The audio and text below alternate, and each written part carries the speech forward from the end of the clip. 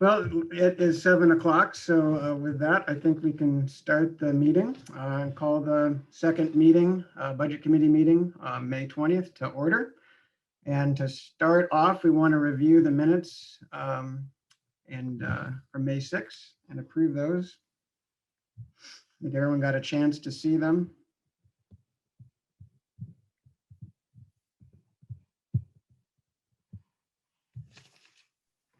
Is there a motion to approve the minutes? This is Jacob. I'll make a motion to approve the minutes from the May 6th meeting as presented. Thanks, Jacob. Is there a second?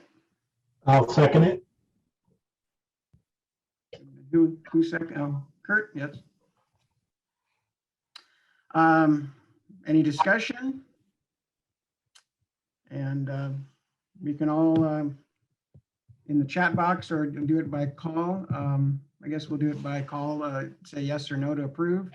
And I was going to ask actually, because it helps. I apologize. My screen is, I don't have a split screen tonight. So you're bouncing around and kind of small. I need to move over. I apologize. Peter, Debbie could call for the vote Yeah. if that's easier for you. That would actually be great if Debbie could do the call and keep track. I'd appreciate that. Debbie, are you able to do that? I am. Thanks. Okay. Jacob, Yes. Matthew, Yes. Peter, Yes. Kurt, Yes. Astrid, Yes. Robin, Yes. Janet, Yes. Jonathan, Yes. Lori, Yes. Shelley, Yes. and Jennifer. Yes. Thank you. All in favor. All right, and thanks for doing that. And the next meeting goals and to review the agenda. And I have what I pulled up on Board Book. Are there any additions or changes to the agenda as presented?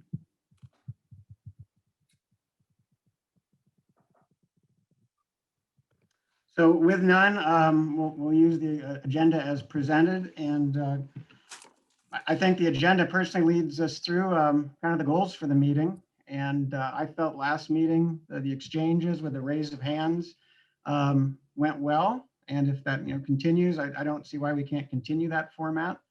I was going to suggest also if people are presenting, if there are comments in the raise hand, there might be a good time for the presenter to when they feel comfortable pausing, to pause to accept some questions, or at the end, we can just go through and ask some questions.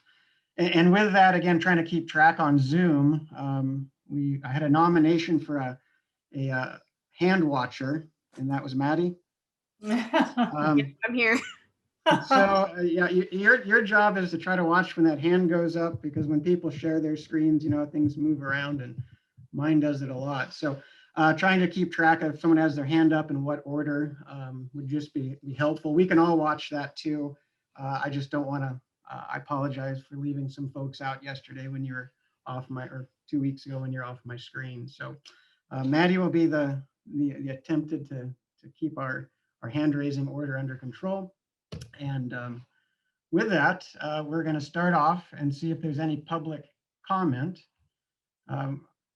Mentioning trying to get public comment earlier. So this is for anyone that is on. You would email Debbie. Her email is in the agenda. And do we have anyone coming in for public comment yet? Not yet. So we can wait just a little bit. And then if needed, I will read the public comment rules. Maddie, would you, can you enable the chat if for any observers who might find that an easier way to notify us? Absolutely. Just did. And then anyone else that is out there listening that doesn't want to speak up, written comment can be submitted. So there's other ways of engaging. But we have going once,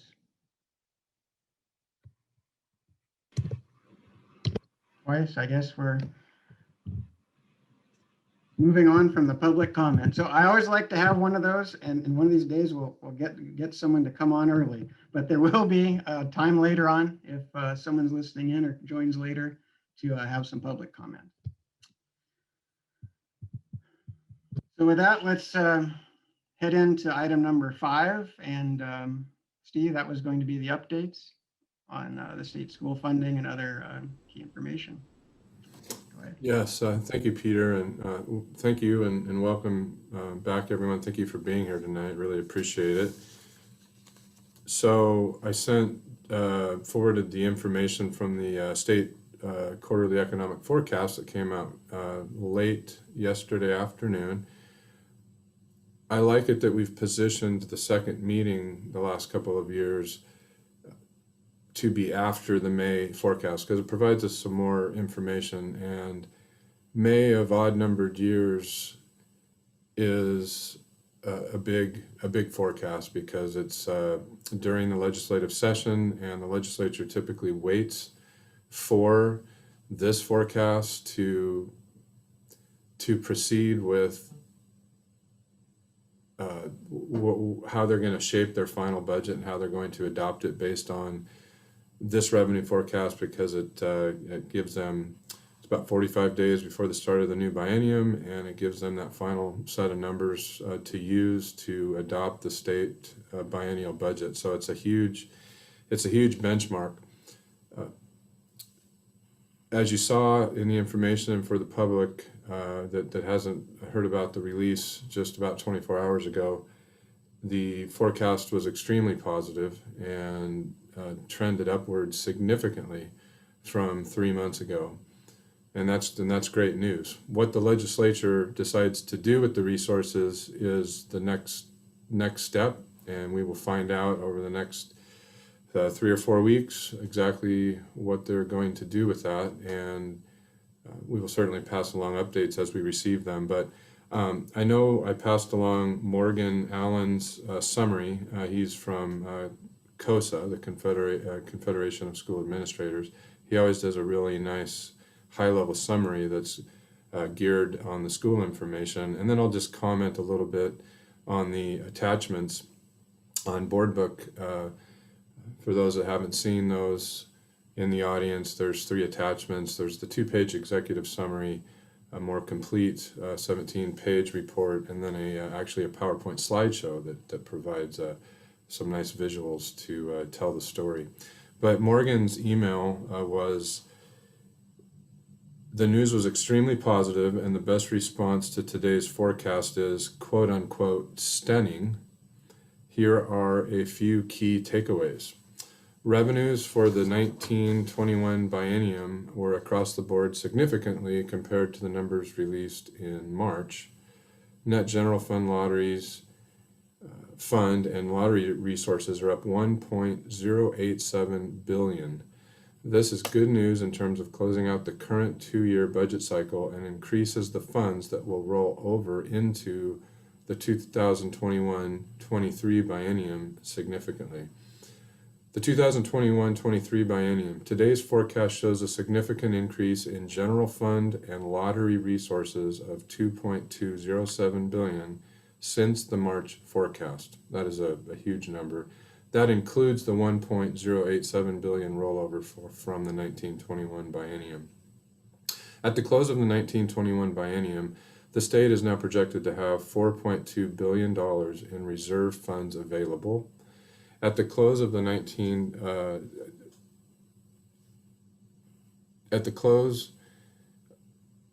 this was the end of the other paragraph. At the close of the 1921 biennium, the state is expected to have $4.2 billion in reserve funds, general fund, education stability fund, and rainy day fund combined. This is equivalent to 18.2% of the state's general fund revenue. This is up about $1 billion from the March forecast. Corporate Activity Tax and Student Success Act. The Corporate Activity Tax, which funds the Student Success Act, is projected to gross over $2.368 billion during the 21-23 biennium. This is up $76.1 million from the March forecast. Our rough initial estimate is that this would equate to an $835 million SIA account over the next 2 years, up 35 million.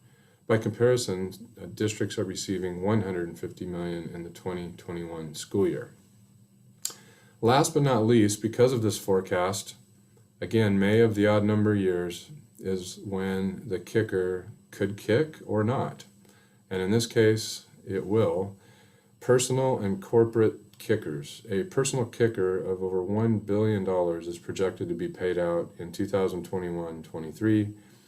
A corporate kicker, which by law is dedicated to K-12 education, of $640.8 million is projected to be paid in 21-23. That's Morgan's summary of the forecast, specifically as it relates to schools. And I believe that the document that really tells the whole story of the economic factors is this 2-page executive summary, which is the first link under item 5 here, and really goes into all the different factors that are playing into this uptick. Some of the highlights are that current incomes in Oregon are up 20%. While there remains holes in the labor market, Oregon incomes are up 20%. Now, a lot of that has to do with the temporary federal measures put in place. Excluding the federal aid, incomes are back to pre-pandemic levels and expected to grow 6 to 7% this year and next. It also talks then about the near-term outlook about supply not keeping up with demands and a bumpier path expected in the near term, even though trajectory is up. Supply constraints have emerged in different industries, as we know. We were talking about that in the long-range facility planning meeting last night. And then the other factors are, there's a lot of jobs out there, so it's hard for employers to find attract and retain workers. It's more challenging. But with the prospect of strong growth and near-term supply constraints, the possibility of an overheating economy has quickly replaced fears of a long-lasting demand-driven recession like the past few cycles have been. Undoubtedly, inflation will pick up in the months ahead. Production costs are rising quickly, in part due to capacity constraints and bottlenecks. And then it really gets into the May of the odd-numbered years, and that this revenue forecast takes on an added importance because of tax collections and the potential for the kicker. The other thing about the tax collections is in most years, tax returns obviously are due on April 15th, and the state would have already received most of their returns. Some people file extensions, but they would have had most tax payments in hand, and refunds would have been distributed. But because the tax deadline was extended to May 17th this year, there's a delay on those returns. But they make some comments about strong tax collections and a great number of returns that have been filed, and that most refunds have been handed out because most people that get refunds tend to file earlier. So that's just another wrinkle to the mix this year, that we had an extension to file and compared to 2 other years. So that's playing in a little bit as well. So this is a really good summary. It's about a 5 to 8 minute read, I would say. And then the other report gets into much more detail. Look at that if you'd like. But I was just going to show a couple of slides on the slideshow that I thought were interesting here. So I'll go ahead and share that real quick.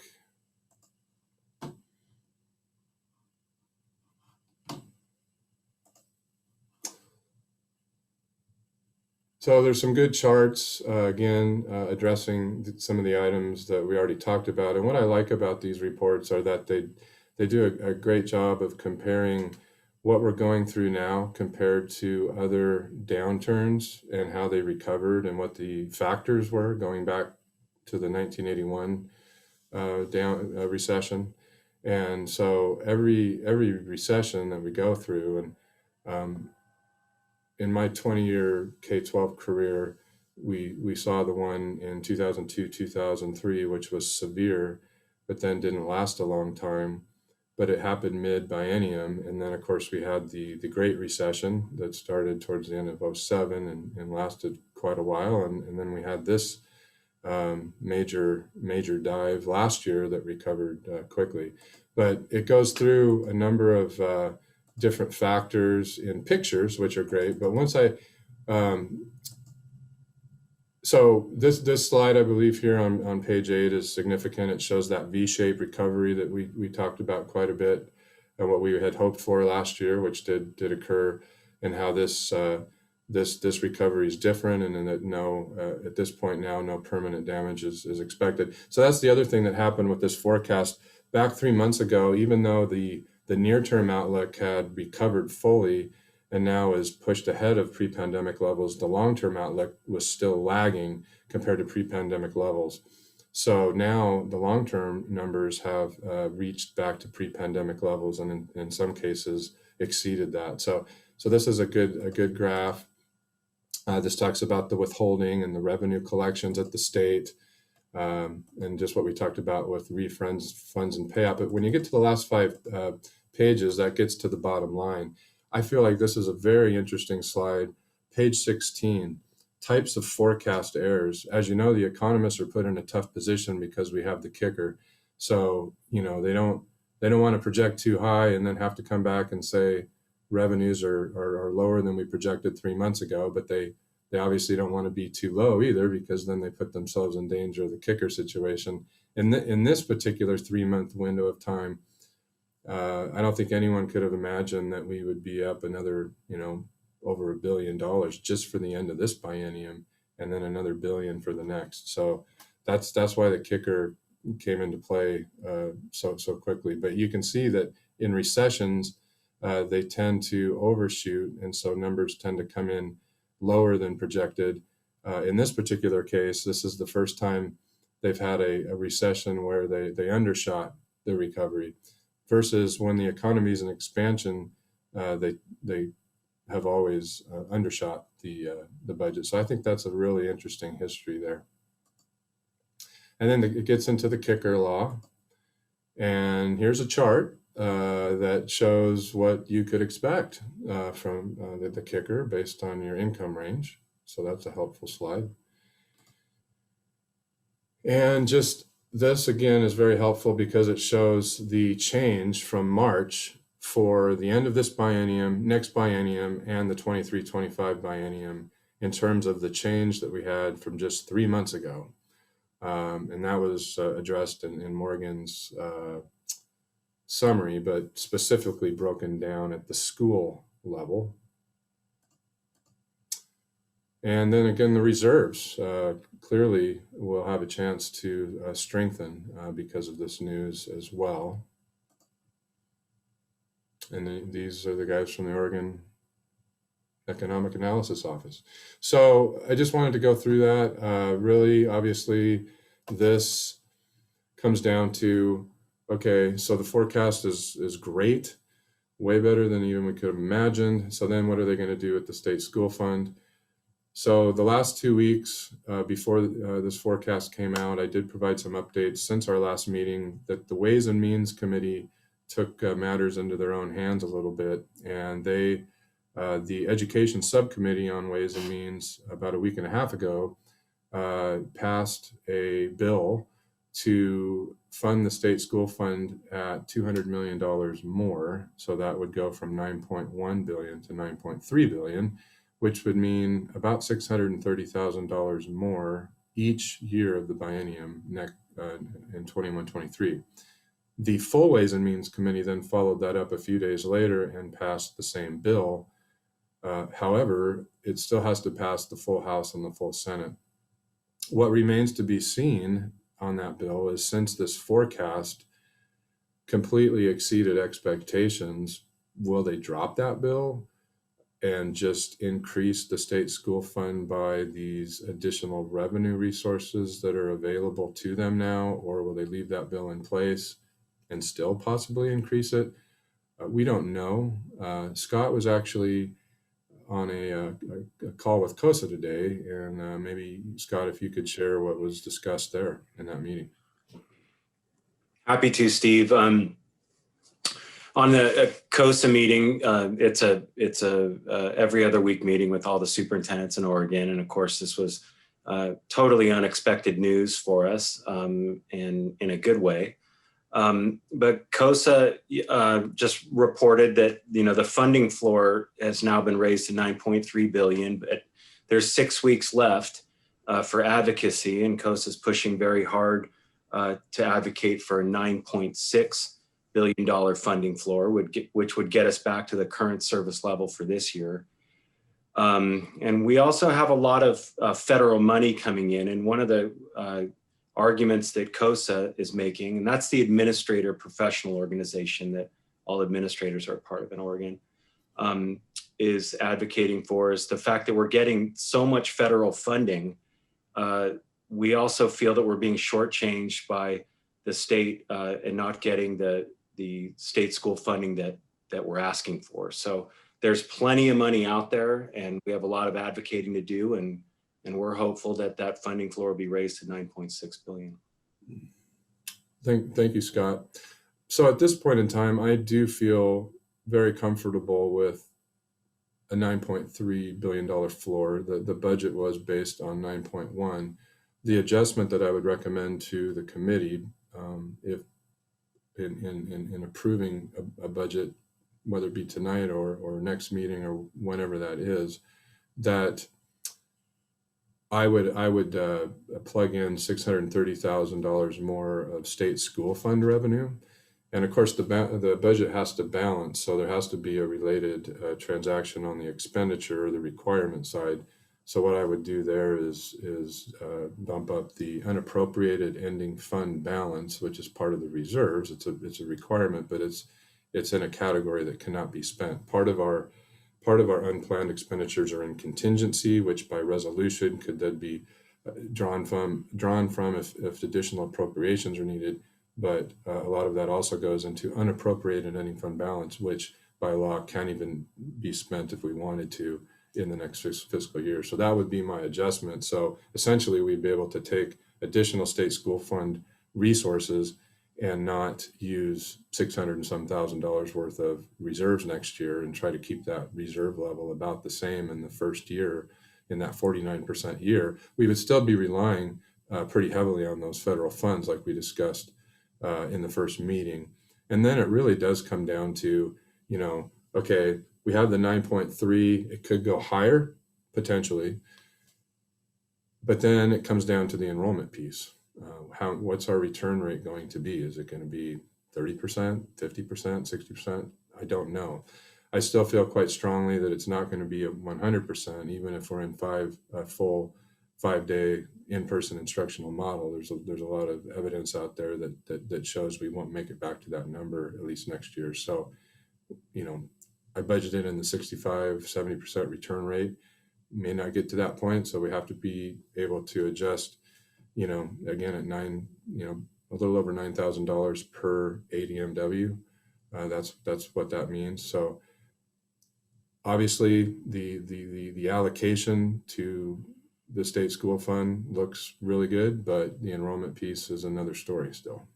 And we're still gathering information on that, and just have to take it day by day and see what happens. So that's really just from a forecast update. That's really all I had. I think those resources are really helpful. And before we move on from this topic specifically, I wanted to entertain any questions specifically about the forecast based on all the information we have. I know it's a lot of information, but it's pretty fascinating, really. Jonathan, Astrid, and Shelley, I saw those go up. Okay. Jonathan, do you want to start, please? Yeah, sure. So Steve, one of the things that struck me when I read the information that was provided was the fact that it was so widely unexpected. Did that give folks pause? Are there people saying, wait a minute, what's going on with this? Is it real? Is this all that funny money from the government getting spent at the federal level that's propping stuff up? And right? At some point, all water seeks equilibrium, right? So at some point, something has to give. And this doesn't feel like it's a sustainable recovery given everything else, all the other economic indicators that I've been following. So I'm kind of curious if you have a similar sense. And I like the idea, by the way, of throwing it into reserve as a kind of a default position. But I'm curious what you think about that. Yes, I do believe that, you know, when they mention, you know, 20% income growth for families, but then say, you know, obviously 60 or 70% of that really has to do with those federal dollars. So yes, that's an unsustainable piece. And then what's interesting on slide number 14, it talks about that asset markets are a wild card, which of course we've been talking quite a bit about what's going to happen there as we discuss the pension obligation bond possibility.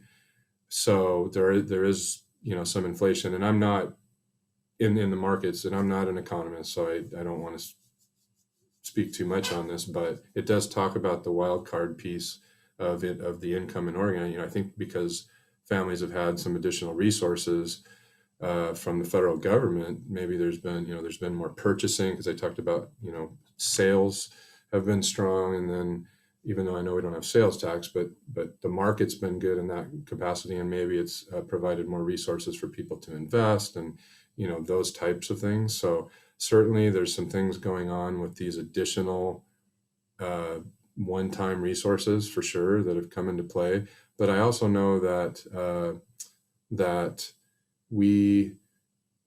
there's a lot of things that are different than what happened in 07, 08. You know, we had the prime lending situation and the inflated housing market and the lending practices that weren't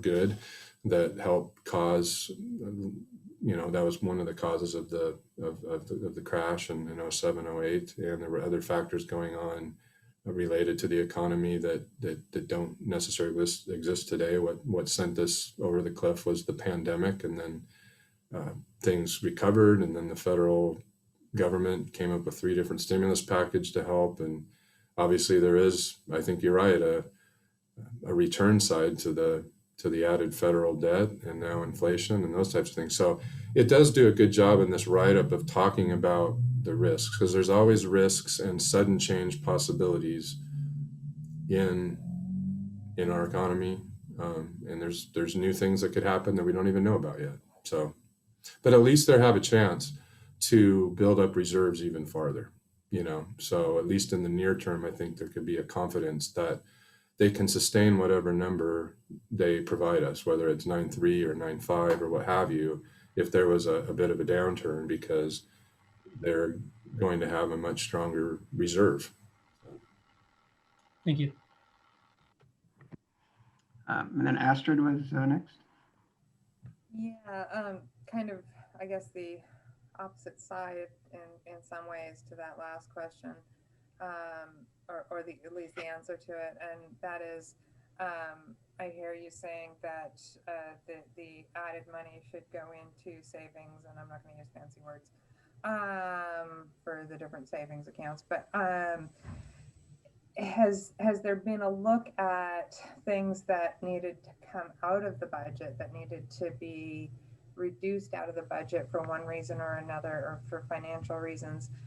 Has there been, have you looked at any of those that could get added back in as priorities? Yeah, a great question, Astrid. So there, on the expenditure side, it really was current service level. Even though we weren't getting current service level revenue, we really rolled up the programs and the staffing to the same level, even though if enrollment doesn't return at a strong rate, we actually might be overstaffed in some areas. But we talked a little bit about needing to figure out what's going to happen, what the return rate is going to be able to provide additional supports to students for learning loss and those types of things. So no, I would say that right now we're going to get additional revenue, but we're not looking to add more expenses because we may even be in a situation where if the enrollment return rate isn't strong, that we may, you know, not, we may have to cut some things. We're trying not to, especially in this transitional year when there's so much unknown. But we are relying on these unsustainable federal funds to kind of act as a shock absorber for us. So at this point, we really haven't. We have saved on a few positions through attrition where, you know, maybe someone left just before this last school year started, or someone left in the middle of the year and we were in an online platform. But we've made sure in talking with each school and program that regardless of whether they're maybe an FTE less or what have you, that they're getting what they need to serve their kids. But there's some schools that clearly don't know exactly what their return rate is going to be. And then there's some other schools that really didn't, you know, like the high school, for example, and even at the middle school, didn't have much of a drop at all. Other schools were impacted quite substantially. And then of course we have this reconfiguration going on with Mark Twain and Robert Frost that adds a whole nother layer into what are we going to see in terms of numbers with these, you know, new boundaries, and now that they're K-5s, in addition to 60 kindergartners that didn't walk in the door at Mark Twain this year. So there's just so much unknown, but we really did just try to roll the budget up at a current service level in terms of what we're going to provide. So I hope that helps a little bit, makes in terms of the strategy. Yeah. And Shelley had her hand up next. Sorry. Yeah. Shelley. You know, that Astrid's thought process was on my mind as well. So thanks for answering that. But then I have an additional one. Is there anything else that we need to wait on to come in for numbers? You know, and what is the latest we can approve the budget? I just feel like it's changing all the time, and we're going to need that there's more information that's going to be coming in, and maybe we can wait, you know, to make sure that we have as much information as possible. Is there anything else we're waiting on or that could possibly change? Well, yeah, you know, obviously the state school fund, we don't know if they'll finalize that in the next week or 3 weeks, but yeah, it'll happen sometime in the next, you know, week to 4 weeks, but or 5 weeks, I suppose. But at least we know that, you know, we have a better floor, and that number could really only go up and then help us maybe then if we got another 100 or 200 million, that we would potentially then use less ESSER dollars in that first year and have more for 22, 23, for example. That would be a potential strategy there. But the biggest thing, Shelley, that I would say is the enrollment. And okay. I just don't believe, you know, we get more information, you know, each day because we've had the transfer process open, and Mark Twain and Robert Frost have done kind of a pre-enrollment deal. And those numbers are actually lower than we thought. And we had already expected that number to be lower. But again, is it because families are still waiting to know with more certainty that we will be in a 5-day in-person environment, even though it's a stated goal? That's possible. Are they still kind of figuring out the boundary? Are they weighing their options? You know, some probably won't come back because they found other opportunities.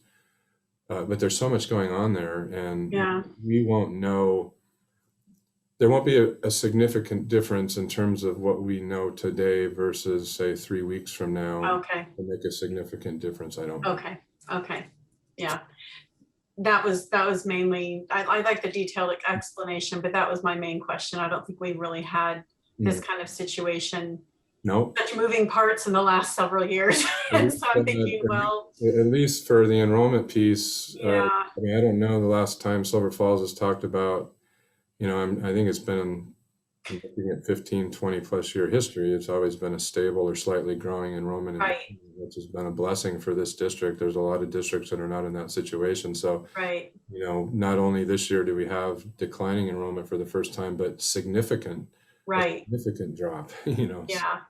And I didn't want to, I just wanted to make sure that we're treading the water, you know, safely, you know, and making sure that we're not rushing into, approving a budget really fast and tonight or if you needed more time, to bring information back to us and just make sure that, we're on solid foundation as much as possible. So Sure. I'm just being a little bit conservative here and just want to take one baby step at a time. So yeah, Sure. Thanks a lot. You bet. I think Janet was.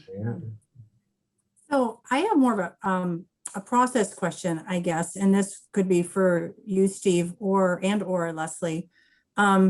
So I feel like, good budgets reflect our priorities, right? I mean, that's really what they should be doing. They should be funding what we've already decided is important. And I know these budgets they're kind of tricky because the line items are, they're FTE, they're these sort of broad categories of things that don't necessarily help people kind of get their heads wrapped around our programs and our priorities that way. So one example, and then I'll hurry up and get to my question, but one example is, for instance, music. So for the longest time, we've had people say, when can we have music? When can we have music? And it's often been well, we just don't have money for it, right?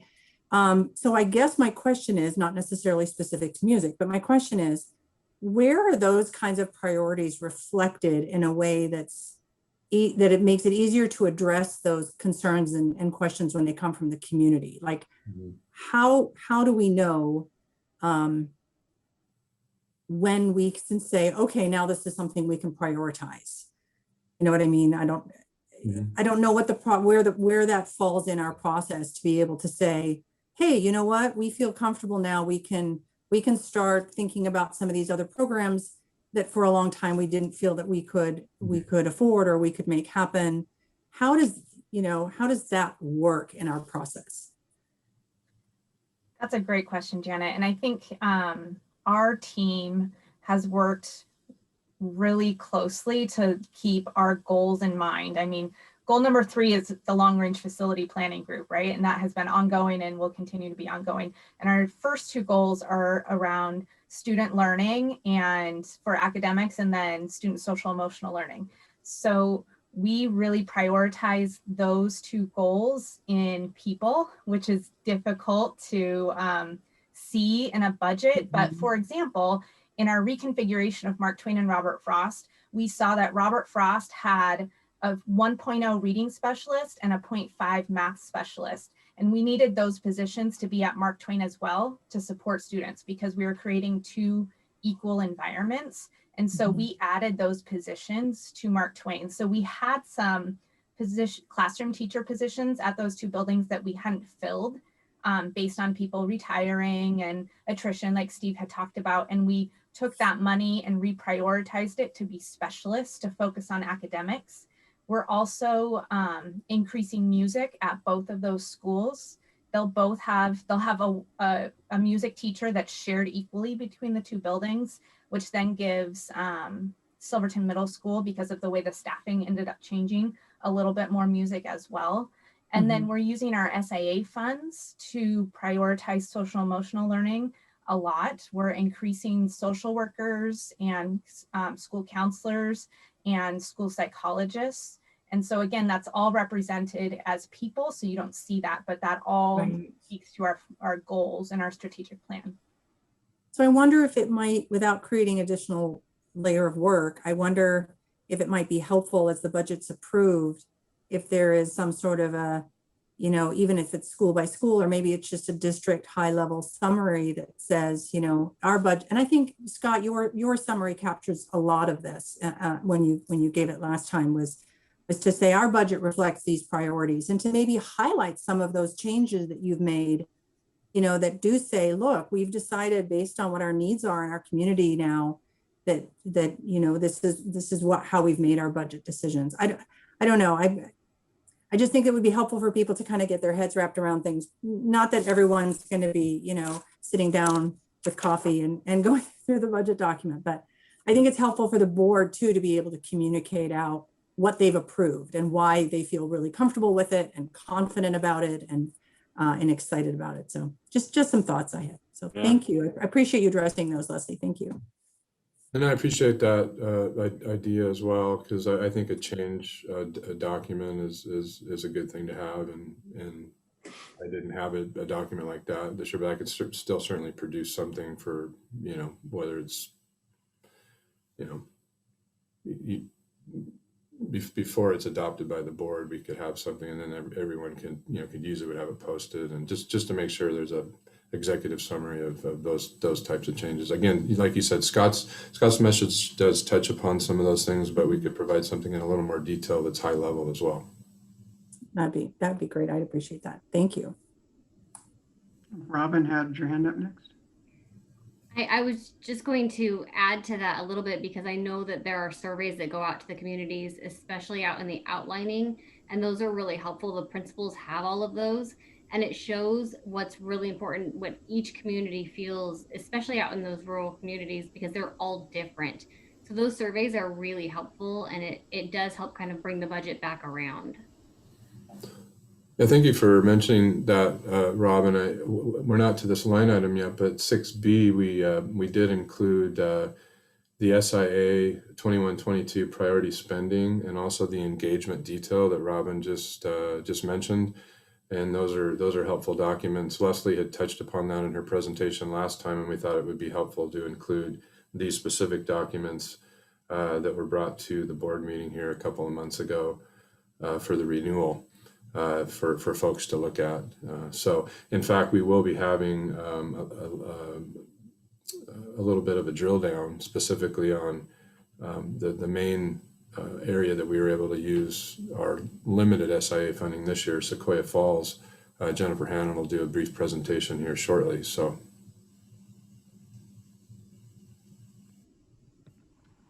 I don't see anyone else with their hand up, and don't take not taking the job away from you, Maddie. I'm on top of it.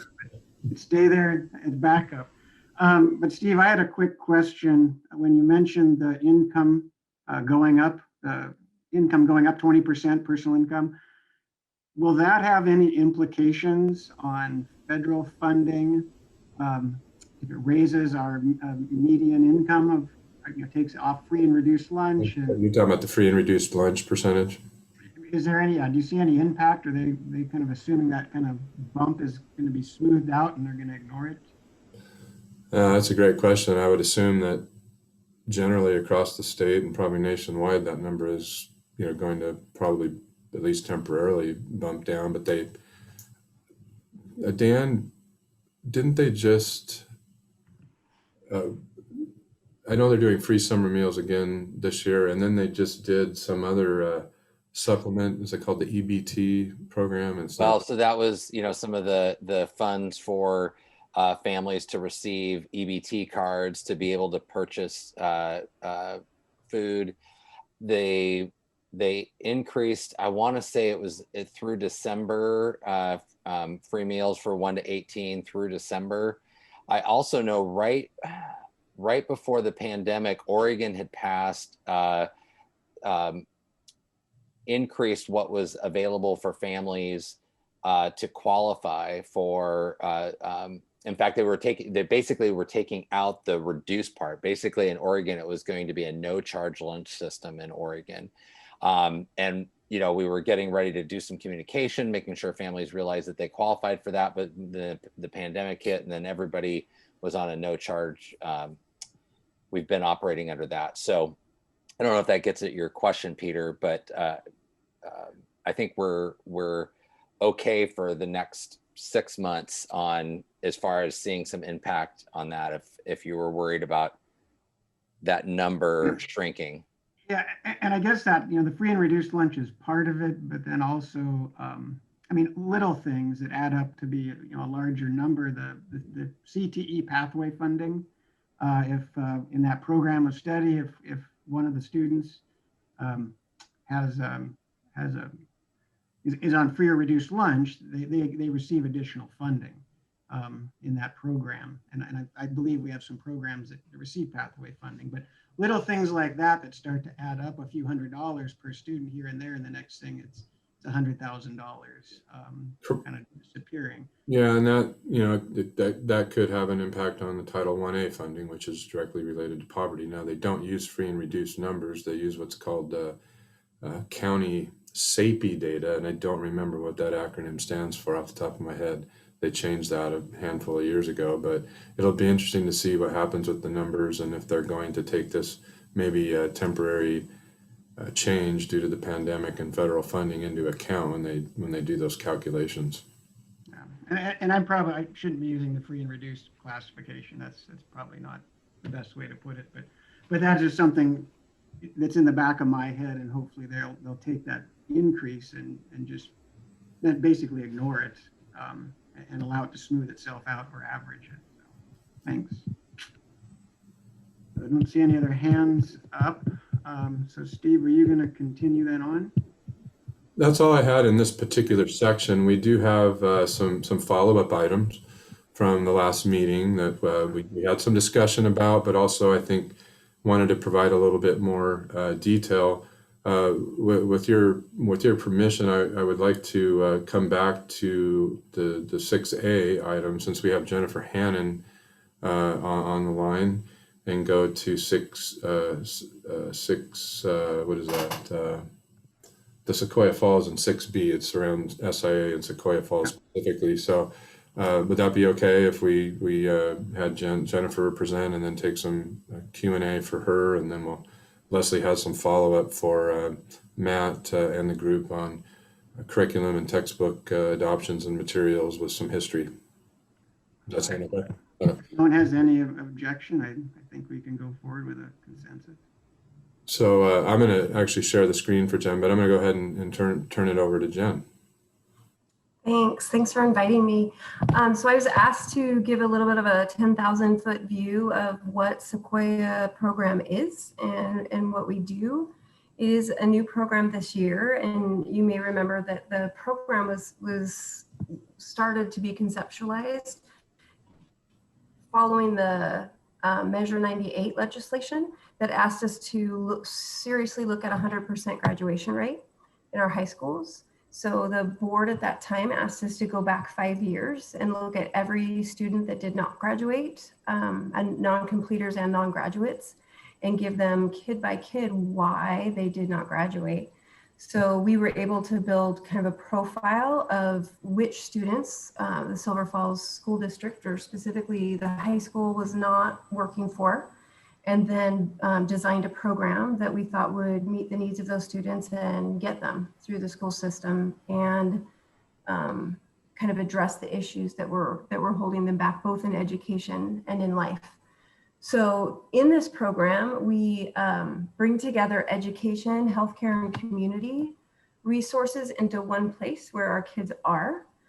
We do personalized learning support for each student. We are moving to grades 8 through 12, although this year we did have some 7th graders. We could do that with our hybrid schedule because we could keep those younger kids on a different day than the 18, 19-year-olds. But we're looking for kids who do want to be successful, but don't have the skills, resources, mental behavioral health, so family supports to be able to do that. So the profile of the students we serve, number one is trauma. Almost all of our students have experienced significant trauma. And most of you or all of you are likely familiar with the research around brain development and trauma. Your brain does work a little bit differently. Does not, having 7 classes and like 16 adults in a day is very difficult to navigate. So we structure the day differently to address the needs of brains on trauma or recovering from trauma. We have mental and behavioral health needs, including our kids who have been expelled or suspended. We have poverty, homeless, family instability, the prolonged family crisis, that whole cycle and poverty crisis that we see generationally often. Substance and addiction issues, involvement with the juvenile justice system, truancy and systems alienation, and pronounced credit deficiency. Unfortunately, we're in a situation right now where we have many, many students who are credit deficient, but we aren't talking about kids who are missing a class or two. We're talking about kids who have missed a year or two and have that level of catch up to do. So what we provide in addition to academics is that comprehensive case management, including making sure that the housing and food stability, healthcare that they have access to, mental health care that they have access to, treatment systems that they might need. We do that kind of social connection part. We provide on-site mental and behavioral health services, life skills training and transition services. So every student that leaves us, our goal is not just that they complete or graduate, but that they have a smooth next step, so that those cycles that we see happening, that's our goal, to break those cycles and give them a jump into a successful future. We provide an alternative learning environment. I'm looking forward to being able to give tours here soon so you can see what that flexible learning environment looks like. And then obviously the credit recovery options and GED preparation and GED testing. We do GED testing right now for both GED completion and proficiency credit. So, if we have a student that completes a GED, they don't count as a graduate for Silverton High School. They do count as a completer. And obviously it's a better situation for that student moving forward. But we really, if at all possible, want to get them through with a diploma. So this year, our first year, I just threw up some numbers here that stood out to me, although we have, pages of data that we could look at as what we're seeing and the rates, but these are just a few that stood out to me. We currently have 66 kids. 50 of those kids are high school, either, 9th grade through a year past dropout range or having not completed. So we have those kids that either didn't complete or dropped out that we've brought back in. And then we have 16 7th and 8th graders currently. We've served about, I'm going to say 89, 90 students this year. Some of them have completed and some of them have moved on to other things. Of our Sequoia students, some numbers that stood out to me is that 28% of our kids are McKinney-Vento, and that's compared to 3% district-wide. So remember, McKinney-Vento is our homeless designation, which can mean that they're houseless. It can mean that they're doubled up with another family, or that they're in a camping or RV situation, or that they're an unaccompanied minor. We have 27% of our Sequoia students currently are minority students, as compared to 15% of Silver Falls students are minority students. 20% of the Sequoia students identify as LGBTQ, whereas statistically that should be about 4 to 6%. So those are just some of those numbers that got our attention that we'll be taking a closer look at. We have 25% of our kids at Sequoia have done risk assessments at least once this year. That's risk for self-harm assessment and safety contracts. We have completed also for the district 17 of those for students who are not Sequoia, but I can't give you a percentage of students district-wide who've had a risk assessment this year, because in addition to the Sequoia staff that's doing those risk assessments, we've got counselors and private practitioners in the schools and community that are doing those as well. 65% of the Sequoia students have had mental health assessments. And again, we have done about 23 of those, well, not about 23, we've done 23 for students that are not Sequoia students in our district. But again, we know those are happening in buildings and in the community as well. So we don't have a percentage of students to compare that to. And then 58% of our current students are in outpatient treatment currently. For our staff, we have 7 on staff under Sequoia specifically. 3 of those staff are bilingual. 5 of them are trauma trained, and 2 of them have counseling or social work degrees. The Sequoia team is a total of 10 people. You add to that staff our social worker and 2 mental health therapists that work on site with us. And then we have the 4 bilingual, 8 trauma trained, and 5 with social work and mental health. So we've tried to put together a team that's uniquely qualified to help this population of students be successful. And then the program supports the community and the district in a number of ways outside of the students that are our full-time students. We have a Spanish language helpline that anybody in the Silver Falls School District can call and get resource coordination and referrals from. Our Spanish language receptionist secretary, she's amazing. You'll get to meet her at some point, Natalia. She will help families that call in navigate any systems, and that can be something as simple as, hey, we heard that football signups for little kids are starting. How do we navigate that system as a Spanish speaker and not an English speaking family, to, you know, food scarcity and not being able to pay utility bills. And you know, there's a whole range of things that our families that have language barriers need support with. We offer family and staff consultations in both English and Spanish. We have, I think the last count was 236 of those, where families or staff members would call in and ask recommendations or supports, things like, we need a mental health assessment or a risk assessment on a student right now, where we've been able to send a team in to do that. We provide the risk assessments, mental health treatment. We do acute trauma debriefings and group and family therapy on site at Sequoia. And again, all of those services serve the entire school district, not just the Sequoia students. So that's kind of the 10,000 foot view of where we started this year and where we are now. And I'm happy to answer any questions if there are any.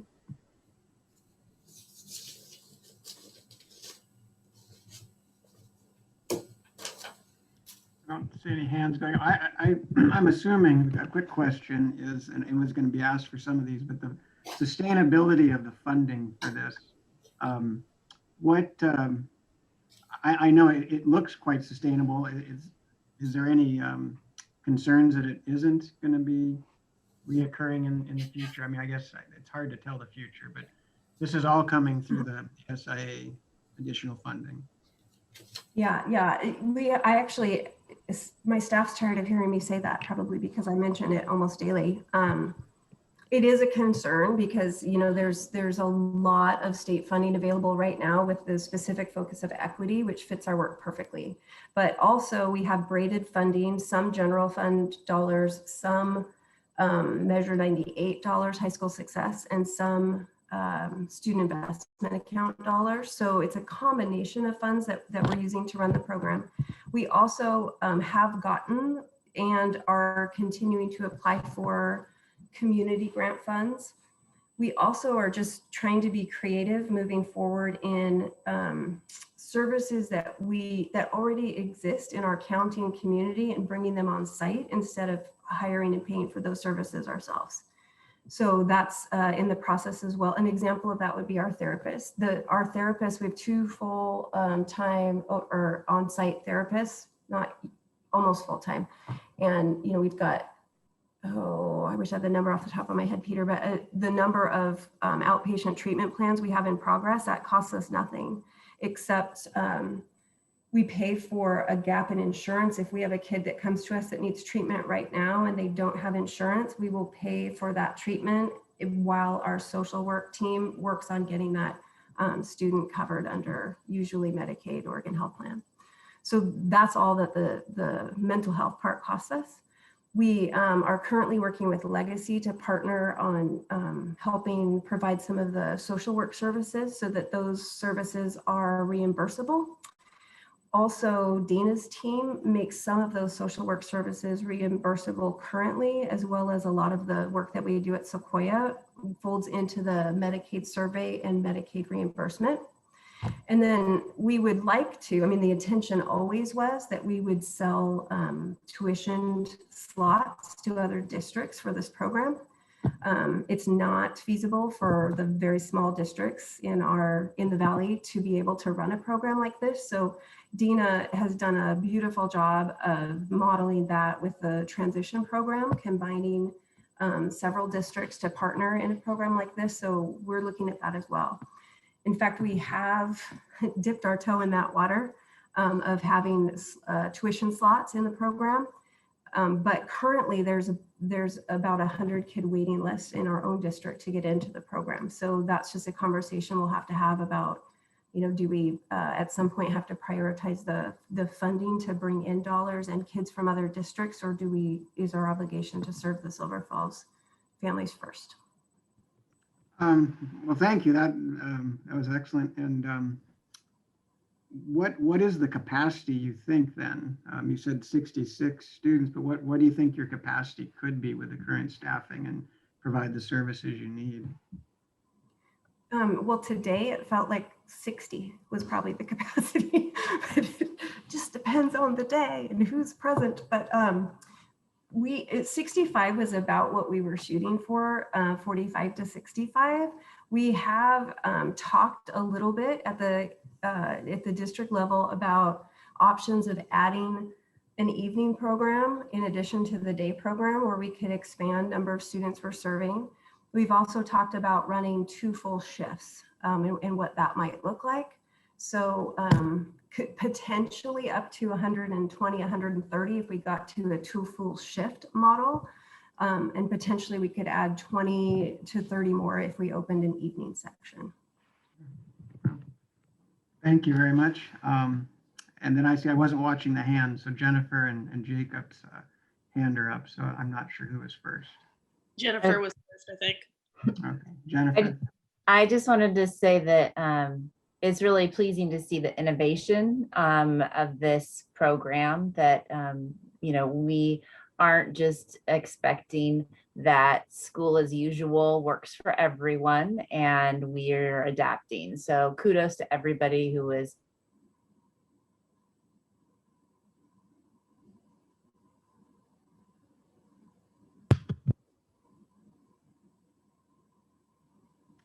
I think it is, I'm making sure it's not me. Sorry, Jennifer. Well, I'll reiterate that, yeah, the kudos.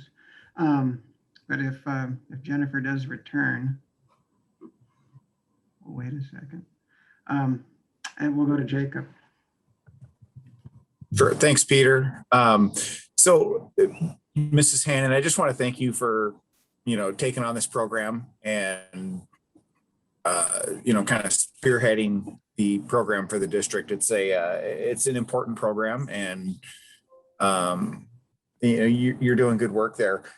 My question has to do, there was some discussion earlier about the sustainability of the funding.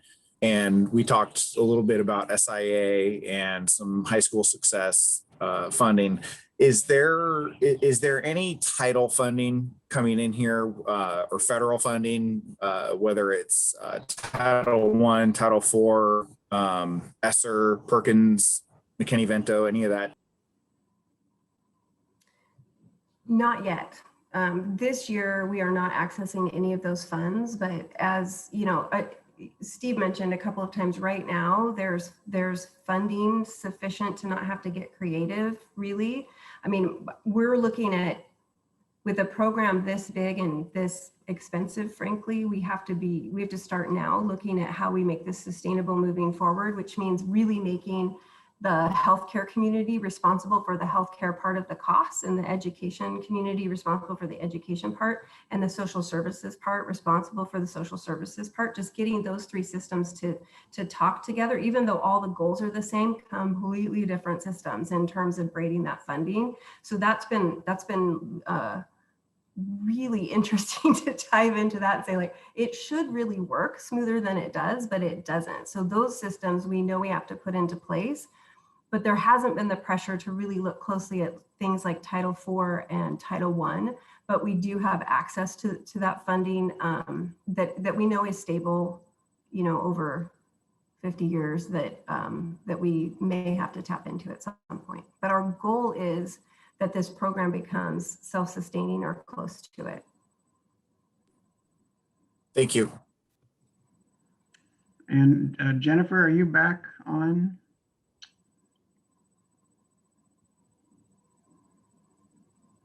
Okay, wait another second, but well, thank you, Jen. That it helped me out a lot, and I know some people had some questions about that. So that was a great summary, and I'm sure a lot of folks appreciated that as much as I did. So thanks. And Jennifer is back if you wanted to finish? Yeah, sorry, I think something happened with the internet at my house, so I tried my phone. So anyway, I just wanted to say that I really appreciate the statistical reference points because as Jen mentioned in her presentation, the question was, you know, which students are Silverton High School not, you know, working for. And I think that clearly that list that she provided shows that's a step in the right direction. Like we know these are the students that it's not working for, and therefore we have found a way to try to remove barriers. So I just wanted to say that I really appreciate that piece because it just comes back to the equity piece and being able to serve students in different ways than we have in the past. Thank you.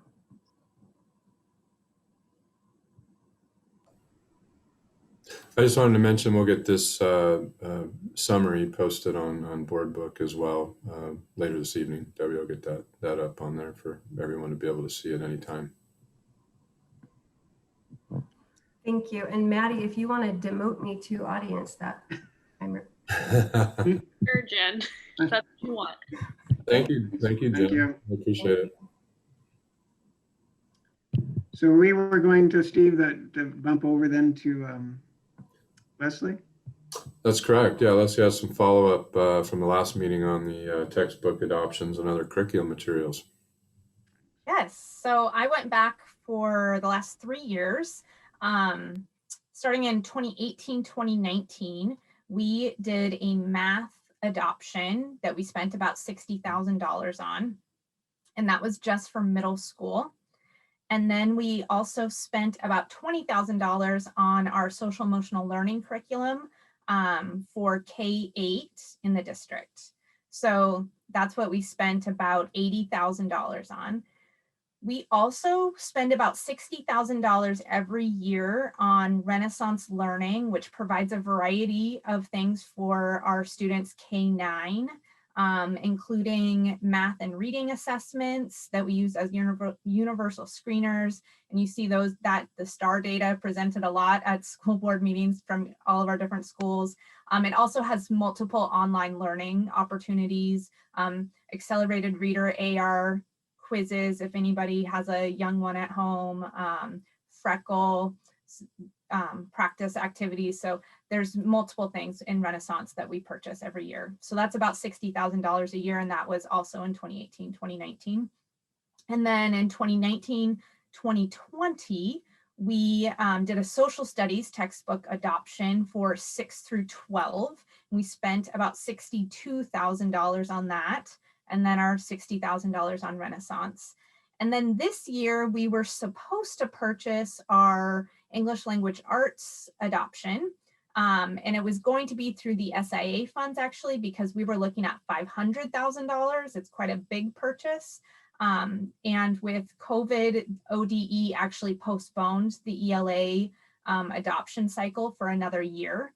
So we have been working on that this year. We've been piloting materials and researching materials, and we're going to continue that work into next year. And we have that budgeted for our SIA funds for next year. So this year we actually spent just our $60,000 on Renaissance, and then we purchased some supplemental science online science materials for about $10,000. And then of course we purchased a lot of online learning platforms and online materials using our ESSER dollars. And that was a much larger amount than we had budgeted. So we were very fortunate to have our federal funding for that. So I hope that that kind of paints the picture of where we're at with textbooks. You'll see that line item changes based on the year of adoption. And if we're adopting something K-12 or K-5 or 6-8, the amount changes. So when we're looking at English language arts, which is our next cycle for next year, it will be a significant amount of money, which is why we're looking at using SIA funds instead of general fund dollars. I'm happy to take any more questions on that topic if anyone has anything.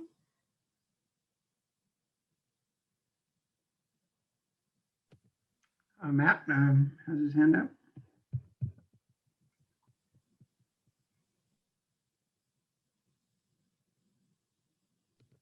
Oh, sorry about that. I was unmuted. Just want to thank you, Leslie, for the additional detail on how the budgeting occurred and for the different age levels as well.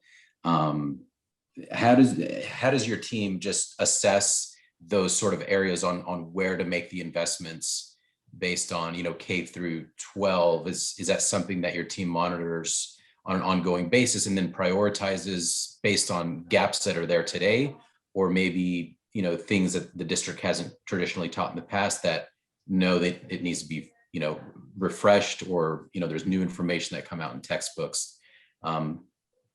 If you have any comments on that, that's really all I have. Yeah. Yeah, great question. So the Oregon Department of Education actually has a yearly cycle, and it's a schedule that we follow. So they tell us which subject that we need to focus on, and they align all of their standards, revisions, and work around that cycle. So right now they paused because of COVID, but they're in the process of looking at revising some math standards. And so we know that math is coming not next year, but the year after. So they're revising standards now, then they'll go out and we'll look at math materials. And there's an entire formal process and scoring rubrics that we have to use as a team to analyze our materials that we currently have and say, yes, it meets our needs, or no, it doesn't. We need to look at materials. And then once we do that scoring process, we can look at materials, and ODE provides a list of approved materials that they have already researched a lot. You don't have to adopt or purchase something from their list, but it's highly recommended. And then our school board actually has a whole policy around adopting and purchasing. And so there's lots of formal steps that we use to review materials before we go out for purchasing. And we follow the ODE cycle. Great, thank you. You're welcome.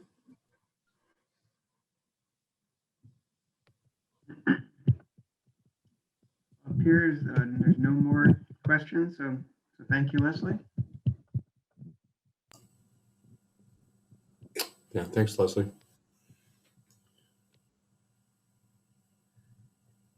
Okay, so now you moved the agenda around, Steve. So where are we at now? Let's go. I'm trying to scroll down. I'm sorry about that, Peter. Item number 6C, last one under number 6 here. There we are. We talk a little bit more about, again, follow-up discussion from the last meeting about that school allocation spreadsheet that we don't have for this year, but I was going to throw the sheet up from last year and we could talk a little bit more about that as a group. Also, I just wanted to make mention this afternoon, we posted updated Mark Twain and Robert Frost profile sheets. I didn't have that calibrated with Leslie's, what she kind of saw there for the numbers, even though we don't know for sure exactly how that's going to shake out, but those are updated and on board book for you there. And then I'll go ahead and share my screen again. Just a moment.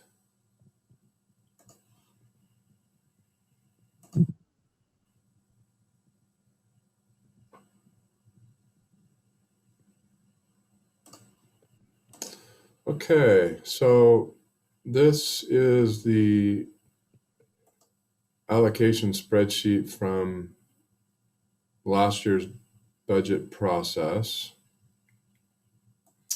And so again, we did not produce this specific sheet this year because again, we're trying to make some adjustments to how this works, but also because of the situation we've been in with the pandemic and because there's quite a bit of discrepancy between the schools due to the enrollment drops. Again, some schools have a much different situation than others. And so when we worked with the principals, we really were just going with level staffing, except for where maybe there had been some sort of an attrition adjustment during the year or some sort of a shift. And again, kind of planning for at least a 50 or 60% return rate, although maybe that's what we'll get across the district, but it could be less than that at certain schools. So there's going to be some management and ongoing monitoring on a daily basis from now and all the way through the summer as far as what's happening at every building. So we're keeping a very close eye on it. So that was part of it as well. And I know, Peter and I spoke a little bit about this as we had planned the agenda was for this meeting, and had some good discussion. And I think this is something that could be looked at further, especially as we pull out of some of the extra layers of work related to COVID as we go into next year. So just to kind of review this, it might be the first time a few of you have seen this. Basically, schools are given, it used to be the 3-year average of their enrollment, but we moved to the ODE model of either the greater of the current year or the past prior year. We started that last year. And so they were given a baseline enrollment amount based on which year was better.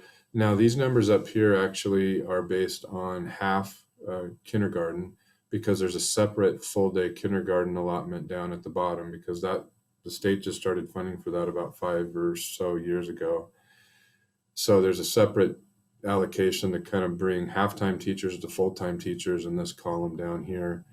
Then there was a column, and this has existed for quite some time, that provided some additional weighting for schools under 200.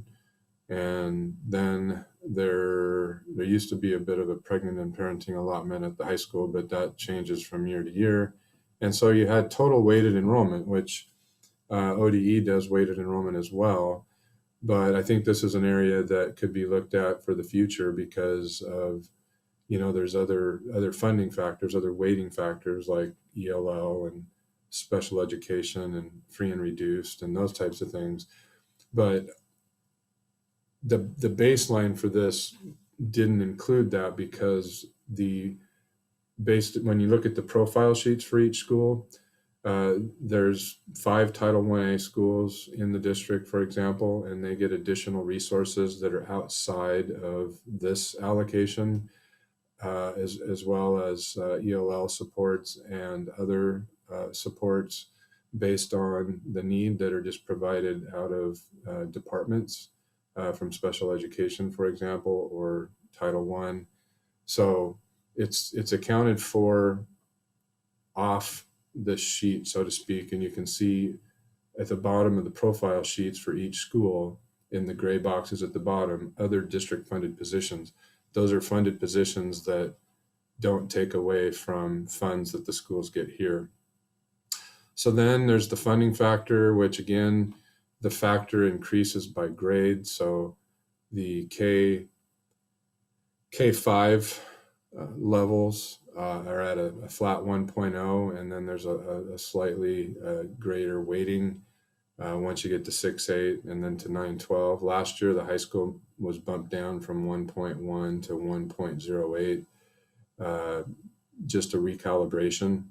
And also because there's a lot of additional funding that's come into play the last few years, like Measure 98, High School Success, and some other grant programs. So that was recalibrated. So essentially then you get a total enrollment, and then there's an amount in this gray box down here, amount per weighted enrollment, and they get a base allocation. And then there's a reconciliation of their prior year carryover compared to their estimate, and then their estimated carryover that's added in. And then every school gets a certain amount of FTE for administration, which is principals, but also office managers. And then a counseling allocation, this is something that we added additional resources for about 3 or 4 years ago now. And then the full day K piece, and then a total school budget allocation. So then you can see based on this total, excluding the full day K piece and the small school piece, there's a calculation that occurs based on how many weighted students, weighted membership they have, and their total allocation. So that's just a breakdown of how that works, but it also it gets us into the topic of the terminology that's used about site-based budgeting, for example. So there's almost $27 million of, say, about a $44 or $45 million budget that's attributed straight out, to the schools. But really, there's a little bit of a misnomer about, there's a systematic approach to doing this. And, outside of maybe that small school adjustment, it really is, the same across the board, except for the 3 grade levels have a bit of a different funding factor. But most schools, about 90 or 95% of those funds are already spoken for. And I'm going to have Leslie piggyback when I'm finished about kind of what it looked like for her as a principal at Robert Frost when she budgeted. Because there's an allocation specifically for admin that's calculated based on exactly what the administrative and secretarial costs are for each school. And of course, there's different FTE at each school, so based on the size of the school. Some schools have a half administrator or less, and other schools have 1 or more, depending on the size. Then, as well as the office support. Then there's, a certain number of teachers at an average cost this year of $111,000 for salary and benefits that basically take a lot of those resources, and all the principals are expected to, budget their class sizes based on a model that's standard, across the district, obviously slightly lower for the lower grades and then slightly higher for the higher grades. But basically we're not going to let a teacher take their budget allotment and do a class size ratio of 40-1, for example, and have that much more discretionary. I was just re-looking at the calculations of the schools from last year, for example, and most of the schools fit within 90 to 95% of the allotment that you see here is pretty much, by the time they get through their teachers, their classified support, admin, and so forth, they have about 5 to 8% for discretionary. And it does allow, obviously there's supplies and things they have to budget for, but for many principals, it does allow a narrow window of funds that they might be able to decide, am I going to plug in a little additional EA support or media support or music support or PE support? There's a little bit of discretion there, and that's something that we've tried to be, to provide. But I think the misnomer is, the site-based budgeting piece. Really, we're working under a district umbrella under the strategic plan and class size expectations and things that have to be provided as a base at each school, whether it's a state mandate or something that we're focusing on at the district level. You could technically take, probably 90 to 93% of this total allocation away and just know that it's going for the basic structure, the teachers, the classroom supports, the administration, the counseling, etc. And then that would be it. Basically, whether it's as it's presented here, dollars, or as simply FTE, resources, those are the same thing. So really they're really being given FTE, and then they have X amount of dollars that are left as discretionary, which really isn't much of that. So that's another reason we're kind of getting away from this look. And I really would like Leslie to kind of explain, since she came from Robert Frost, where she's been the last 5 years, what that looked like when she received this and how she worked through the process. Sure, Steve. So the great thing about steady enrollment is you know how many teachers you need every year. It doesn't really change. So the Robert Frost budget usually was around $2.8 million, and most of that was staffing. We had 5 teachers at every grade level because our class sizes, our student numbers stayed about the same. And then we had a variety of specialists, PE, music, librarian, reading specialists, math specialists, classified support, all of that. And then of course, Robert Frost, you all remember, it was a little complicated because we have federal title funding, plus we house some district-wide special education programs, and we have an ELD teacher, also district funded. So those extra grade district staff boxes sometimes can be confusing. But the $2.8 million almost always was devoted to staff. You can see there was a lot of teachers. And once I put the money into the spreadsheet for the staff, I was left with not a lot of money left. So then we had to decide, well, how much do we need to spend in these other areas? So the great thing about planning and being organized, for example, is we had 3 copy machines and we knew what those leases were and how much we spent on paper each year. And so we had to budget for that. We knew how much postage we would spend in a normal year. You know, we had to budget for that. So supplies like paper and postage and envelopes and that stuff was all pretty stable. And then we also knew we needed, you know, recess equipment, you know, balls and jump ropes and that kind of stuff every year. So it's pretty basic once you get down to what we're going to spend the rest of our money on. You can see there supplies and materials in the proposed budget right now for next year is about $30,000. So it's not actually a lot of money when you're thinking about $2.8 million. Most of that is staff.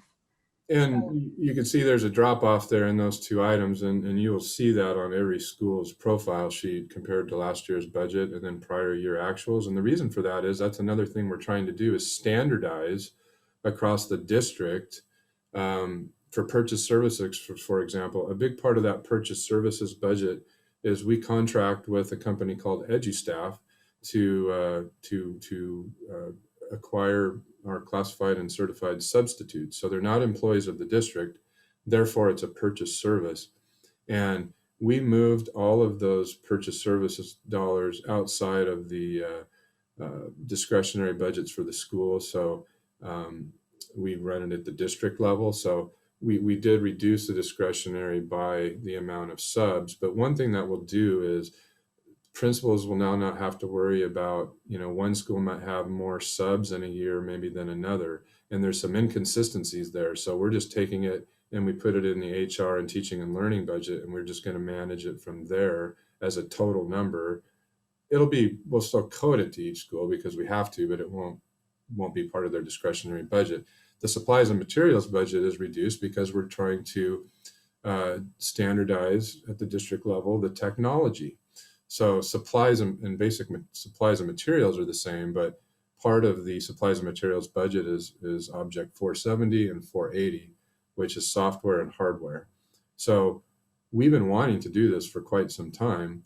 And due to the pandemic, it kind of forced our hand with that because all of a sudden, you know, we had schools that were a little bit different across the district in terms of where they were with their one-to-one devices and which ones they were using and when they purchased them. And we were short district-wide to be able to get into the online and the CDL environment. So that's where we were able to use some of the first stimulus package, those ESSER dollars, to help with that, as well as acquire, you know, at least for this year, the Edgenuity platform we needed to get through this year. So going forward, there will be a district technology allotment and all schools will be handled in the same way, which has not always been the case. And there'll be a rotation so that all schools have up-to-date technology in the same same fashion in a standardized way. So those are some other adjustments that are being made as we speak. So.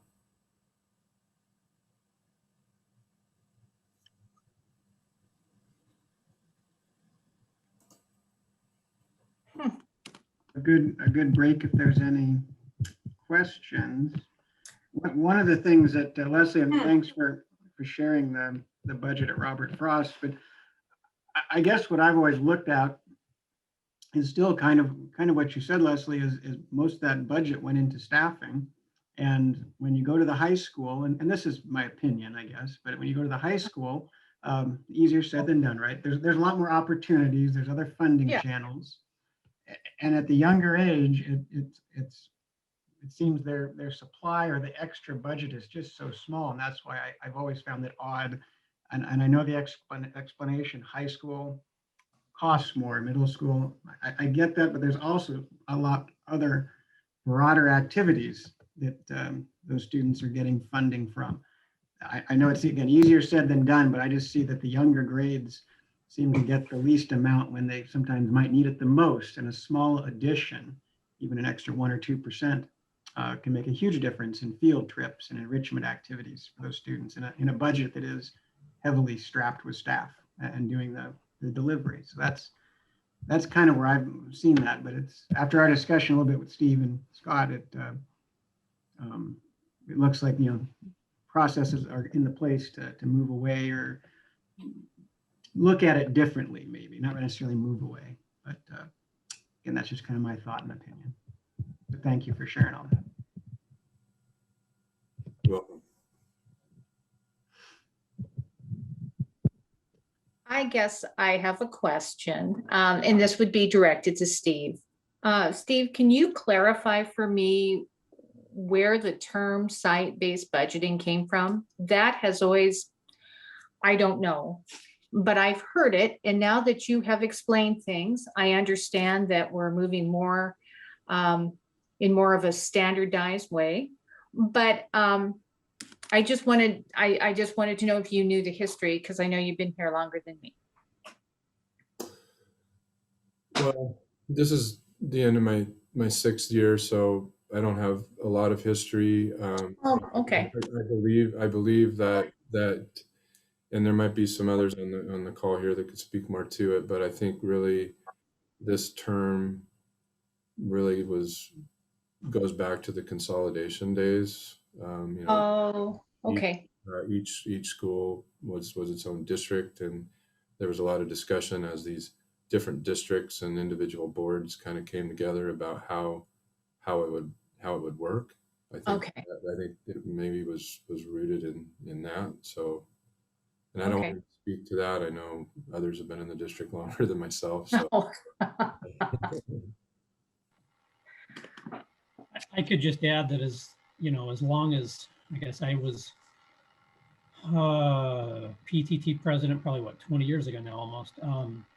It actually was not terribly different than it is today, 15 and 20 years ago, right? I mean, it was still predominantly staff. There was an allocation made out at the school, and you'd have an extra, like you said, 5-10% maximum, but a lot of that was spent on copy machines and paper and basic things that you would expect anyway. So really, there was some discretion at each building, gave a little piece of autonomy, and I think that's still to a small extent the case. I guess I'm adding that it hasn't changed dramatically in at least 15 years. Jonathan, I just want to follow up on that, and I think that's an important point, is that the amount of budget that each individual property has or each building has is in terms of discretionary spending is minimal. The vast majority of the budget is taken up by curriculum and staffing and FTE and all those things. And so when we talk about site-based budgeting, the discretion that each building administrator is given is very minimal. And so it's I don't know how to express that any more clearly, I guess. Yeah, and I just want to thank Steve for explaining that for me. That clarifies many things. I think also too, one of the questions that I'm asked is always about parent-teacher clubs. And my understanding is that that's a completely separate issue. Would that sound about right, Leslie? That is a completely different thing, or Steve? I mean, and that's always been my understanding, that there is a true separation of the two. And they do vary depending on the school. Is that a fair statement? It's very true. And Peter was my PTC president for many years. So he can actually speak to that better than I could probably. Okay.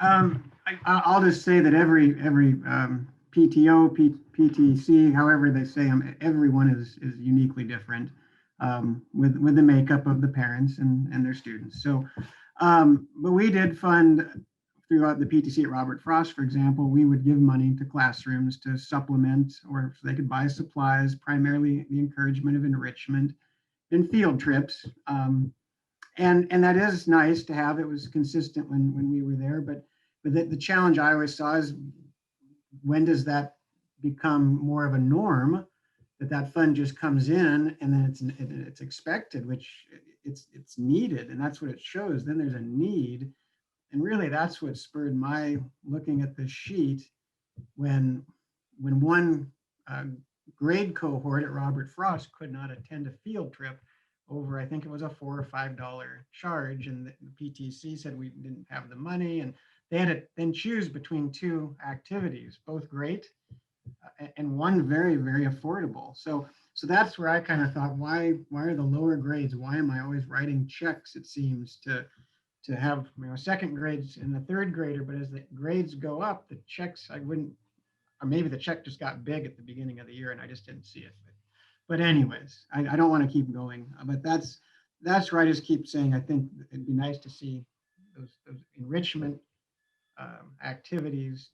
The funding allocation is, I think, fairly minimal. I know it's easier said than done, but it'd be nice to see that increased at the lower grades so there's more money at the site in addition to all that for allocation for teaching and instruction. So I thank you again. So yeah, there are differences between the schools, and those are accounted for in the Fund 270.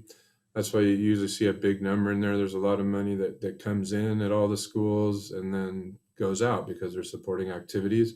One thing that most of the schools were depending on parent-teacher groups or just parent payments for was outdoor school, for example. And I know Peter knows about this program and the work that he does, but wasn't it Measure 99, Peter? Measure 98 was high school success, and Measure 99 was the outdoor school grant funding from the state. Outdoor school for all, yeah. Yeah, about 4 or 5 years ago. It kind of took a little bit of a burden off some of the locations and families so that we were getting funded. It's administered through Oregon State, and that's been very helpful. A lot of the schools take advantage of that now through the grant program. But one thing I was wondering, Leslie, do you believe that with the K-5 configurations, do you think maybe a benefit that really wasn't even maybe thought of through the process of making decisions for K-5 is since there'll be kids at these schools for 6 years rather than 3 years each, do you think there'll be more of an opportunity for increased involvement and fundraising at these schools? Yeah, I think it's something we talked a lot about when we were doing the reconfiguration talks. I think building a school community and having that continuum where you have a family for 6 years instead of 3 will be really fantastic for things like PTCs, and whether it's fundraising or just the community events.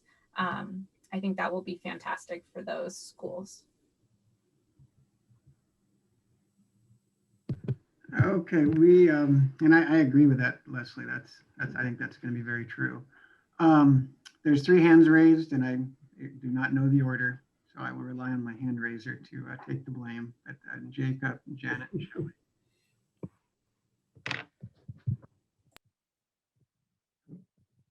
Who do we have first? I'll just go if that's okay. It's pretty quick. So I'm rattling around the numbers you just shared, Steve. 27, give or take, 27 million going out to the schools out of a total of 45. Right? Is that that's like 60-40?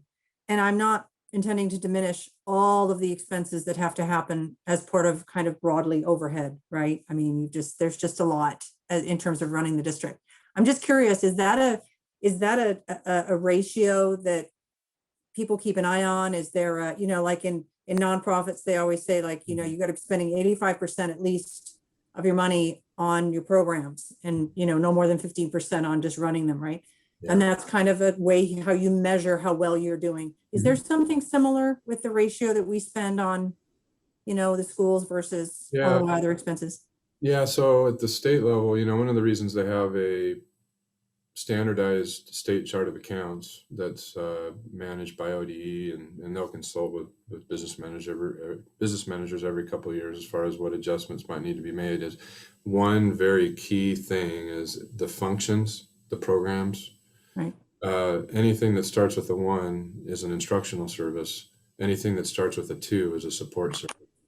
So support services could be office of the principal, fiscal services, HR, transportation, but counseling as well. I mean, they're working with kids, but it's not a classroom. Speech and audiology. There's lots of things that board of directors, office of superintendent, but the numbers at the end of the day, districts better have more instructional on the instructional side than the support services side, even though support services are extremely important. I don't recall what the average is. I mean, it might be like a 60-40 or something to that effect. I think there's Forecast 5 is actually made it easier for us to look up instead of going to the ODE site, because they take all of the district data, and there's some reports we can run on 5 site. That's something that I could come back and present at a board meeting sometime. I think we do, pretty comparable to most districts in terms of that general breakdown. But in terms of that 27 or 28 million that was there on a 44 or 45 million dollar budget, if you were to kind of break it down generally, I know, we have a $5 to $6 million special education budget, for example, with 60 or 65 special needs assistants, all of the special ed licensed folks, for example, and nearly all of that is out in schools. That's above and beyond, that $27 million in the general fund, and then $2.5+ million for transportation. 70% of that we get back through the state school fund, but it comes in on the revenue side. Mm-hmm. And then, of course, there's administration and the teaching and learning, the curriculum adoption, property and casualty insurance, which is a big number, and so and then of course we every year $3 to $4 million is just put in contingency or unappropriated ending fund balance. We don't plan on spending it, for example. So that gap, kind of gets made up fairly quickly on the other side of it. No, that's really helpful to know, because I know, it does add up really fast. And I think it's helpful for people who are seeing that and going, holy cow, does this make sense? And I think, breaking it down like you have helps us see what some of those chunks are. And I failed to mention the maintenance budget, which has been $4 to $4.5 million. So that would be the other kind of major number in that. Awesome. Thank you. Okay, we can go next to Jacob. Thank you, Peter. There was some question earlier about the financial relationship between the PTCs and the district. And so I just want to kind of jump in and clarify from my own perspective here, is that my understanding that there is no financial relationship between the PTCs and the school district. There is a hard break between the two. So when a PTC, goes out and, does their thing, buys, T-shirts for students to, wear a field day or whatever it that is an expenditure based on the PTC, and it doesn't impact the books or any sort of contracting or procurement law that the district is beholden to. It is two separate things. So I just want to make sure that's clear. I know I appreciate the clarification, Jacob, because I did make a comment about Fund 270, and yes, the parent teacher groups are completely different, and they have their own account and fundraising and purchases that they could then provide to the schools, like devices or whatever whatever they're trying to help with. The 270 actually is the fees that come in, so of course the high school is the big player in that. So the pay to play fees and all the different clubs and all those different things, fundraising for the different activities and clubs and sports. Of course, every school has some of that. Every school has a library fund. Every school has certain things that they may have a fee related to, or a fundraiser directly associated with the school that's separate from the parent teacher conference. And that's what the 270 fund accounts for. Thank you, Steve. Thanks. And next, Shelley, you had your hand up. Yeah, I did. Thanks. So listening to the conversation, there was something that popped into my head that I had seen on previous budgets while I was on the board. And there was budgets for the individual schools that were carried over to the next year. Like, for example, I specifically remember when Leslie Roach was the principal at Robert Frost, she never had a carryover. It was a zero. She used all of the money, I suppose, that was allocated to her. But I do remember that there were several other schools, especially Victor Point, that carried over a large sum of money to the next year, and it would just keep, collecting, or it just keep rolling over. What is that money? And that was on the books for budget. I remember getting the specific sheets. Can you explain that now that we're talking about, district or, budget, district or standard money, and then also the PTC money, the separation?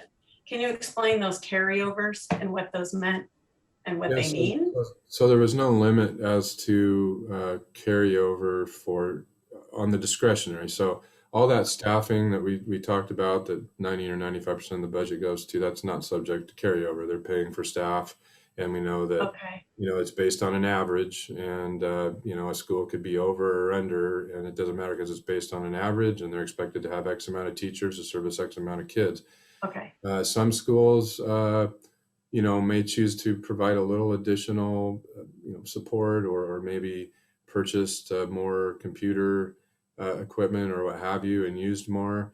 In the case of a Victor Point was one of 4 schools the last 6 years that applied and were awarded for the Peak 8 or the PE grant from the state. Right. Not sure what the status is of that going forward. It's for the last 4 years, they said it's going away, but it provided basically through a grant the salary and for the PE teacher, not the benefit side. But so Butte Creek, Victor Point, Scotts Mills, and Mark Twain all received that the last 5 or 6 years. So that helped them provide some additional that didn't come out of their allotment. And then I know specifically at Butte Creek and Victor Point, for many years, they've kind of had an economies of scale, really, quite honestly, in terms of, we know Victor Point has always had about 200 to 220 kids. They have a kind of a perfect number to have one class or teacher per grade, 9 grades. And you pretty much plug that in. There's their 9 teachers. I think that they have some special ed teacher out there and an SNA from the special ed budget, and then the PE through the grant. And then when they were able to break out as far as they had a little more discretionary because, you know, their building was full. They had a bigger number and they didn't need as many supports. And so they were able to carry over. And I know the plan out there was they were planning for that PE grant to go away. And when it did, they wanted to be able to cover the cost of that PE teacher if it went away with the carryover. And to this point in time, it hasn't gone away. So they were able to use carryover. They were, you know, basically say, we gotta spend that down. And they were able to use that along with fundraising efforts to help build the covered play structure out there that's still being completed. So, right, is that PTC money to build that structure? well, there was a fundraising effort to help supplement that project, yes. And I don't know exactly how that ran. I'd have to talk to Jamie more about. Right. I think it was a PTC effort, yeah. I think there's just this this thought process that, you know, seeing those when the public sees numbers like that, you know, on specific school sheets, they see you know, an inequitable amount of money at each of the schools, and that, you know, there's more money here and they get to carry it over, but at other schools there isn't. So I kind of wanted to just get that clarification, you know, for the public, and that way they can understand how that works. Sure. Yeah. Yeah, no, I understand. And I think, you know, I mentioned, I mentioned that I think that could be an item for the board to look at in the future, right, is a carryover policy. No matter how the allocation goes, you know, if it goes away from a sheet like this, but it's basically, you know, every school's getting a certain amount of instructional FTE based on a class size ratio, which is really what we're doing now. right. Every school's still going to get some discretionary money, but then I think, you know, there should be some sort of a policy to say, well, schools can carry over up to 25% of their discretionary allotment in a given year, or something like that. Some Right. kind of a policy Yeah. that kind of standardizes that part of the program. Mm-hmm. Okay. Yeah. Thanks for explaining and the conversation. I think it really helps dispel a lot of, you know, frustration and not understanding. So the conversation's good. So thanks a lot. Yeah. Thank you. Good conversation. And Shelley and Robin, you had your hand up next. Yeah, I just want to say that, Steve, I really appreciate your take on the schools and really bringing this to light. This is my 7th year here, and before that, I was showing up to board meetings as Scotts Mills parent president, saying our enrollment is decreasing and we need help. And it was a really hard conversation to try to get people to have. Mm-hmm. So this really, everybody here and being really open and wanting to talk about that makes my mom heart happy. Like, it's really neat to see this full circle, because I was going to meetings and trying to get it really known that there isn't extra money and it has to come from somewhere. So, and I think it's important to note too, that the parent clubs, it is completely separate like that. We're fundraising and we are doing basic needs with some of that money. It's not just the extras, it's going to everyday basic needs at a school like that. So this has been so great to hear, and it just really makes me happy. Thank you, Robin.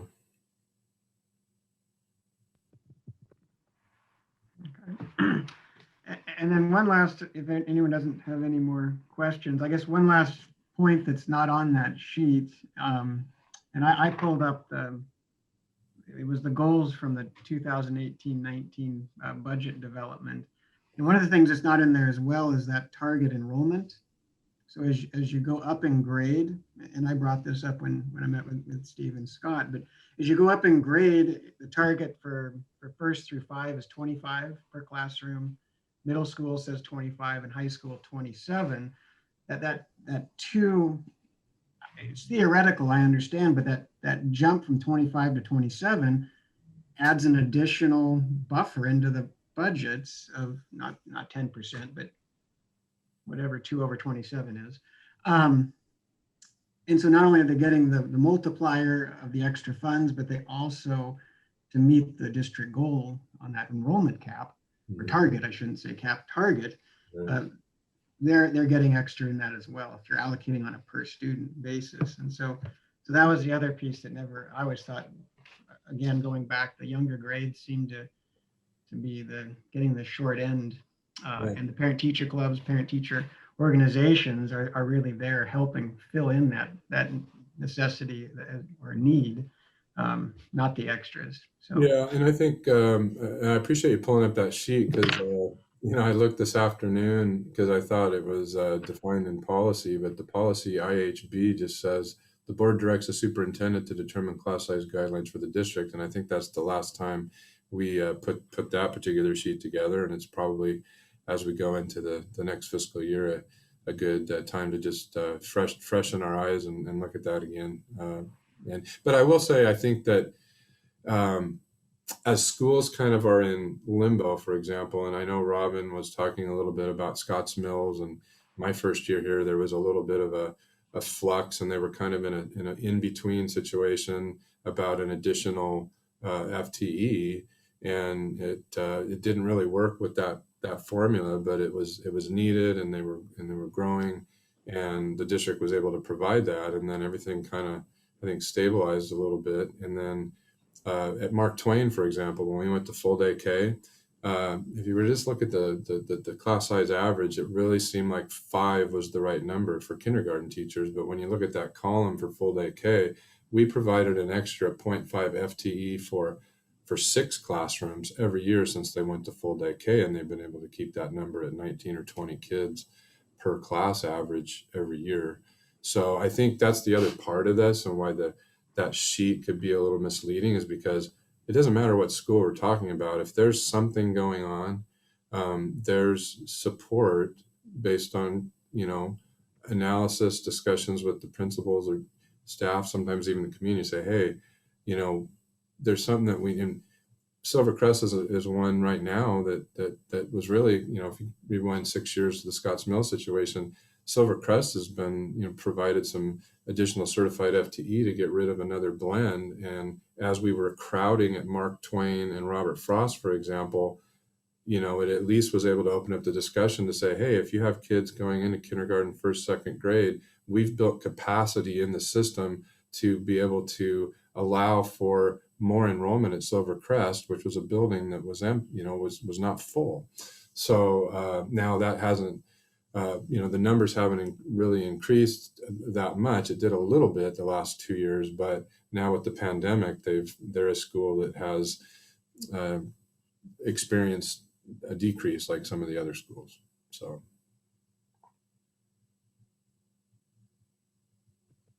Thanks, Steve. And Astrid had her hand raised.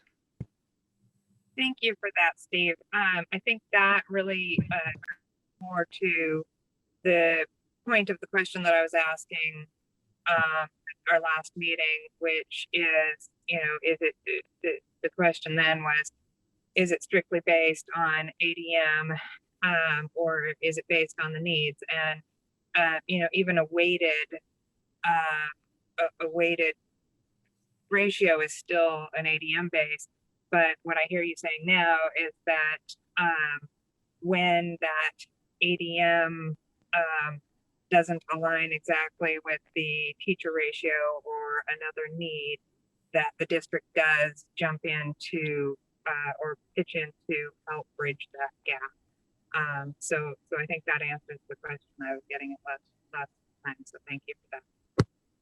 Yeah, you're welcome.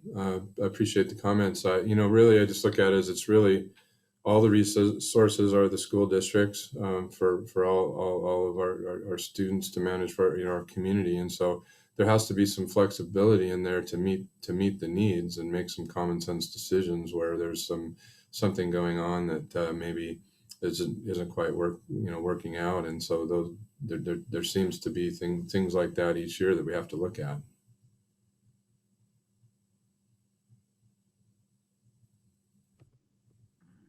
Okay.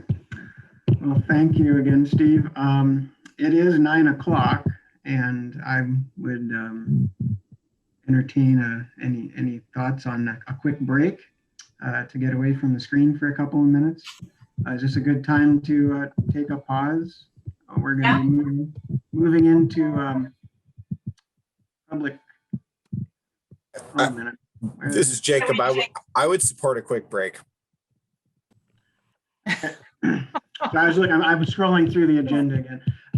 So how about we take a 5? It's 9 o'clock. Come back at 9:05. Okay. And Great. if there's Thank you. folks out there in public comment land that would like to send a message or try to get on the list, that'd be great too.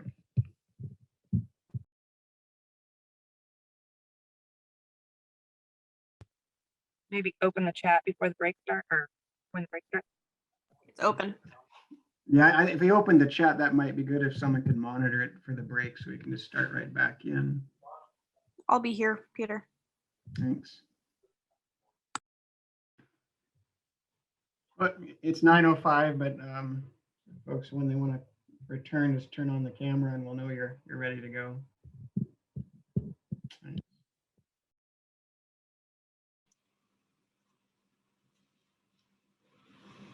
Peter, this is Debbie. Yes. I had one person send me a message about public comment, and I sent that name over to Maddie, and she'll promote. Okay. Well, at the agenda, we are into the public comment number 2. So I was going to quickly read over the public comment and if I turn a light on. But real quickly, just read over public comment at budget meetings. So the Silver Falls School District Budget Committee encourages public comment in order to make better informed decisions. To expedite public comment and make judicious use of time, the following practices are strongly encouraged. First, contact the district superintendent at least 1 week prior to the meeting and ask to be placed on the agenda. That obviously only counts if we're going to hold another meeting after this one. And along with that, give the superintendent as much detail as possible about your comments, including any written information, so that background information can be developed for budget committee consideration prior to the meeting. So for testimony tonight, the Silver Falls School District Budget Committee has established the following guidelines to accommodate public testimony. First, obtain recognition from the chair before speaking. Give testimony from the designated place, which would be Zoom, but you would not be required to have a video of any sort, so just audio is fine if that's not available. Keep comments concise and avoid repetition. Be specific about what it is you want the budget committee to do. You're encouraged to provide each budget committee member with written copies of your testimony if you have it. In order to accommodate all who want to speak, please limit your comments to 3 minutes. A group appearing on the same topic is asked to designate a primary speaker and will be granted 5 minutes. So with one person on the docket, there's others that join. I can start a timer, but whenever they're ready, please introduce yourself and state your name. And love to hear from you.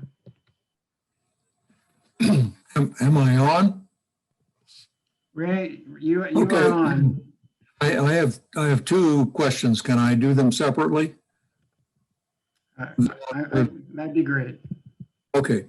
The first one, and I think both of these probably go to Steve, but the if I can get this right now, let's just say in the budget process, going through the student-teacher ratio and all this sort of thing, a particular school building has $1 million in the budget for staffing, teacher salaries, I guess.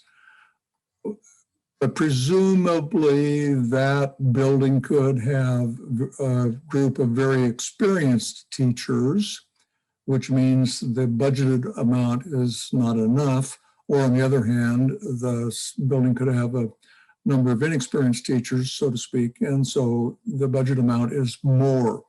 So the point and the question that I'm trying to make is either the over or the under dollars is not a concern of the principal, because the district is either providing the extra money or it's keeping the money that is not needed. Is that the way it works?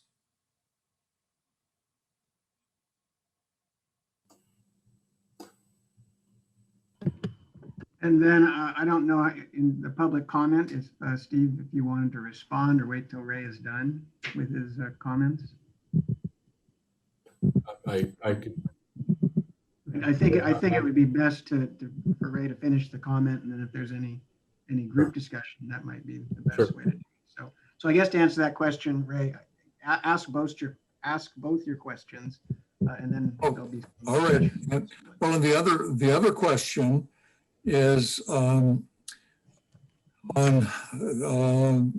hope I'm correct because the slides were not on the screen for very long, but Steve had I believe the first slide where he was going through the various buildings and modification enrollment by the student factor and modification based upon grade level. And on the very right-hand side of that particular tabulation was a dollar amount per student, I believe. And I didn't catch the high school, but that's fine because that's I think is really different. But looking at the other buildings, the numbers were all really close to 7,200, something like that, except Prattham and Evergreen, the two smallest schools, were over 8,000. And so my question is, this is just simply arithmetic. And so what about the numbers and following the algorithm that resulted in those two buildings having roughly $1,000 more per student? So those are the two questions. Thank you. Thank you, Ray. That's time, 3 minutes, and a little extra. I'd be happy to answer the questions. So Steve, yeah, go ahead. I didn't want to, I wanted to make sure Ray had his full 3 minutes. Absolutely. And didn't want to go back and forth. So Ray, thank you. And yeah, Steve, you're welcome to follow up. Thank you. So the first question, just to confirm, yes. So the instructional, the teaching staff is always based on an average teacher cost. So this year it was $111,000, about a $63,000 or $64,000 average salary, and then it's usually about 40 or 42% for taxes and PERS contributions, and then about $20,000 for health insurance contributions. So the reason that it's an average is because, as Ray was alluding to, you have one school on one corner with 100 kids and another school on another corner with 100 kids, and maybe one school has more newer rookie type teachers with less teacher experience, and the other school has more veteran staff. So the school on corner B is going to cost more per teacher, and therefore, maybe they'll only be able to have 4 teachers, and the other school they'll have 5, and they have the same amount of students. So the reason that average is used is because the FTE allotment for every school, based on the class size average across the district, is basically every FTE costs the same, and so there might be so it's an equal distribution of that FTE, and that the cost doesn't come into play. So it's possible that a school in our district might have more veteran teachers, and those teachers are actually costing more than their dollar allotment, so to speak, which is really why it's an FTE allotment, because it's really just costing them. It's really just the average. Every 1.0 FTE costs $111,000, regardless of what that teacher actually costs. And that's a reason that that's not subject to carryover, because some of the schools are going to be with that spreadsheet deal and the money that was technically allotted, but really it was just FTE. Some schools are going to be over, and some schools are going to be under on that 90 or 95% of their budget, but it's not subject to carryover, and they're not penalized for it. So yeah, hopefully that helps. And that's a great question on that bottom far right column. So this is just off the cuff, and I'm gonna have to go back and look at the formula, but it says allocation per ADMW excluding kinder and small school. So for example, my belief here is that Prattam is higher because they don't have kindergarten. So there's a difference there. It's not apples to apples. And then Evergreen, I don't think has very many kindergartners. So I think that throws that whole equation off for those two schools. But I'll have to go back and study those cells and make sure I recheck the formula before I can give I can reach back to and get a final confirmation. But I believe that's what's going on there.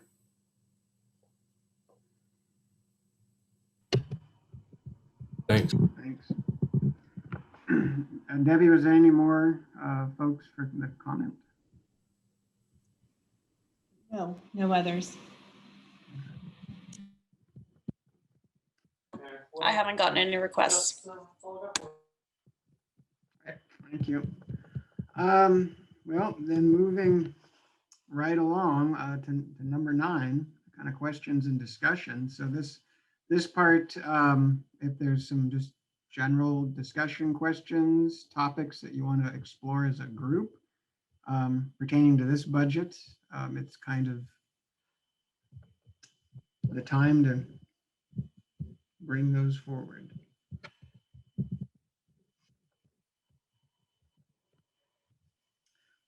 I guess one of the things I would kick off on the kind of the question discussion, because being the priority, the long range facilities, and coming down to that constant question, I think every district asks is maintenance, and the term deferred maintenance coming up a lot, but maintenance and not having the funds. And again, I don't know any school that I've heard of really that has an overabundance of funds to do maintenance. But is there any way in the budgets to look at trying to maintain what we have in the budget, increasing maintenance somehow? Has there been any discussions going around to ask the voters to increase a rate to cover a little extra maintenance that would be dedicated solely just to maintenance? Has there been any of those discussions bounced around or holes in the budget that we could add or start trying to stockpile a small amount of money so projects could get completed that are needed in the maintenance world? Well, we did bump the number up for a few years in terms of what we were able to do deferred maintenance projects that weren't just part of the normal routine, staffing, custodial, maintenance, grounds, and just the basic supply and cleaning needs, and some of just the basic ongoing maintenance. We were able to bump up deferred maintenance projects across the district for a few years in concert with the Capital Projects Fund 430, which is pretty much expended at this point. We were able to do projects out of there, including some additional funds needed for the seismic projects. Most of that was funded with grants, but we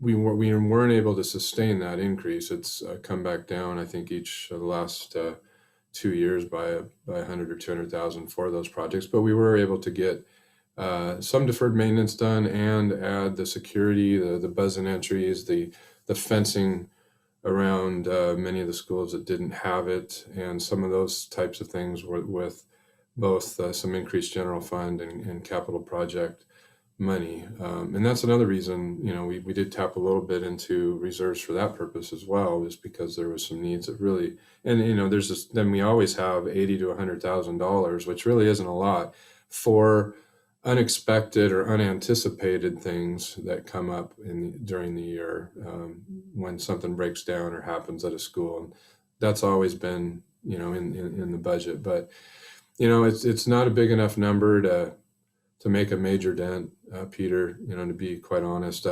As I mentioned last night in the long range facility planning committee. Over the last 6 years, we've leveraged $7 million of seismic grant funds, 6 different projects, I believe, in total, and $2 million we've put to use in Senate Bill 1149 for energy efficient lighting projects that was finished a little over a year ago. That's going to save us on our electrical costs throughout the district moving forward. So there's a cost savings there. And some other price. So $9 to $10 million the last 6 years that we've been able to leverage outside of general fund. And so we just continue to scour those opportunities as much as we can, because we know the general fund will only take us so far, and not very far. So. It's not an optimistic thing maybe to bring up and talk about, but in the budget, I mean, there's maintenance that's not included because it can't be. Right. And that's just part of the thinking is correct. No. If we were to infuse and bring the schools up and get the deferred maintenance, a lot of it, the necessities covered, we need to make sure we can maintain those improvements to preserve them. So right. That's just something that looking at the budget and thinking about ways that how much is needed, realistically, optimistically, and then how can the budget address that and maintain, not perfectly, but right. that's just what I wanted to throw out. A lot of the questions I had were answered. So I appreciate that, Steve. But this is again the time for some open. I'm not going to go around and call on everyone, but it'd be nice to hear some feedback or comments.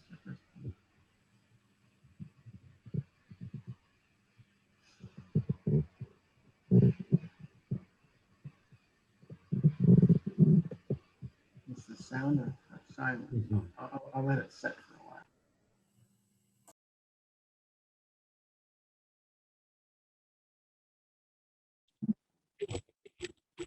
Are you asking if it can be increased for this cycle? I'm not asking for this cycle. I'm just looking at the budget. It's something that I think needs to, for the health of the district, the health of the students, the quality of education, adapting. I think it's something that needs to be looked at in what its true need is to maintain. And then obviously other options of finance will probably be coming up in the coming years or months. But I'm not asking anything for this. Yeah, it's critically important, and one of our top 3, priorities. Safe and welcoming facilities that are conducive to high quality learning.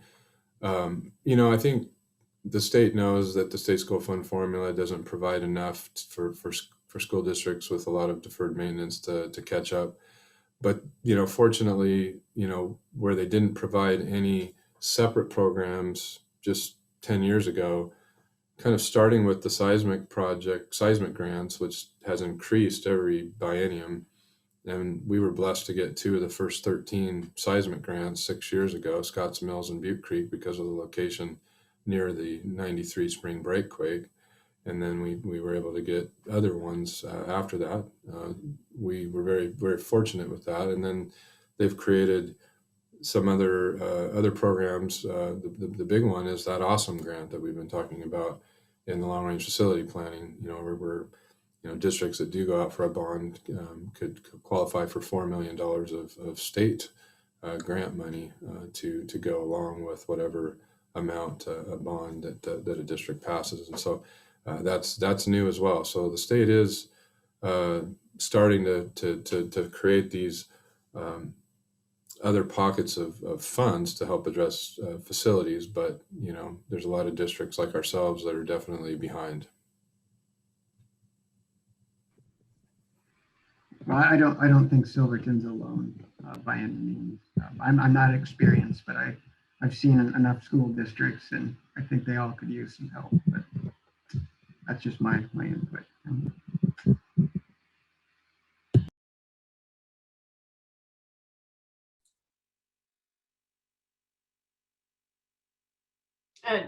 Peter, I'm going to go ahead and speak. Okay. Yeah, I saw it. I gotta get rid of the chat box. That's Yeah, okay. That's fine. Hey, you answered my question about the matching of the 4 million. The awesome that was on my mind. I was going to ask you to, brush up on that. But my other question to you is, do you happen to know, just because of this conversation, do you happen to know the percentage increases that we've had to spend on deferred maintenance and maintenance on our schools over the past, I don't know, since you've been, I mean, have you seen some increases that we've had to put money towards the buildings for deferred maintenance and such? Well, I don't have data in front of me, but I know Right. every I know. building has been touched multiple times in some way, shape, or form since I've been here, for sure. And it kind of what couple of buildings might get more in any given year is changes each year based on what's kind of cycling through as the priorities. I can tell you that this year the majority of the planned project money is going to Mark Twain and Robert Frost related to the K-5 reconfigurations, and I think we dedicated $200,000 or $300,000 to that. And then at Robert Frost, we're doing quite a bit of upgrades to bathroom, restroom accessibility, and some changes because we're getting different age kids, kind of like what we had to do at Mark Twain when the Eugene Field kids moved there. Right. And Mark Twain, we're addressing some ADA issues, and so those are some of the major pieces, and doing some some painting because all the teachers are moving, and freshening some things up, and so a lot of the project money is going to those two schools this year. All right. Thank you.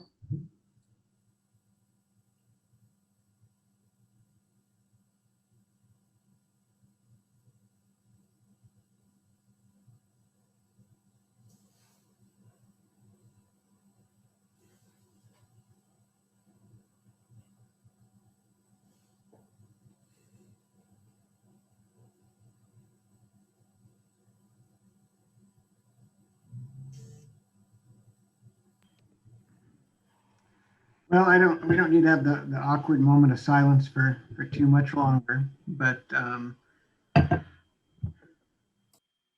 there was a email sent out by Debbie that had a motion in it, and we could get started by reading the motion and then having some discussion about that motion and where we want to go with approving the budget. And I just need to pull that up. Peter, are we ready to pass that? Are we ready to even entertain a motion?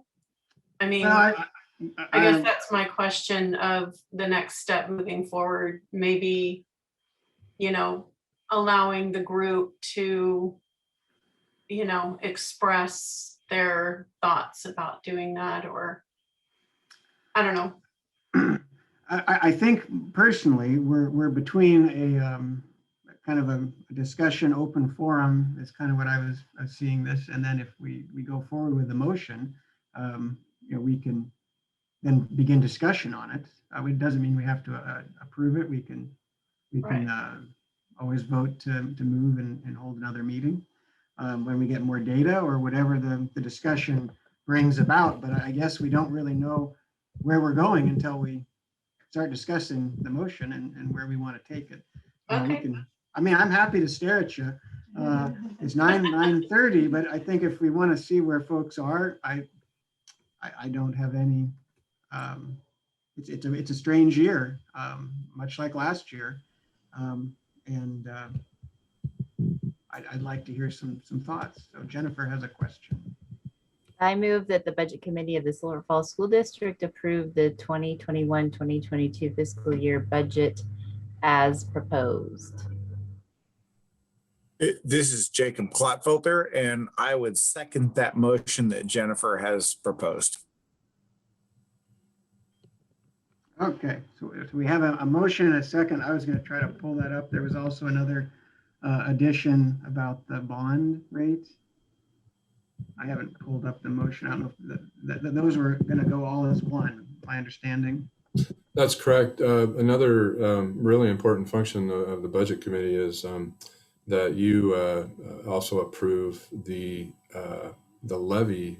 The permanent tax rate is the same every year for the general operating fund, but the levy amount to pay our bond debt service, which I've calculated at $4,309,278, which, as we talked about last night, is just over $2 per thousand of assessed value for taxpayers for our general obligation bond. So that gets set in this meeting and passed through to the next stage as well. So that's just part of the approval procedure.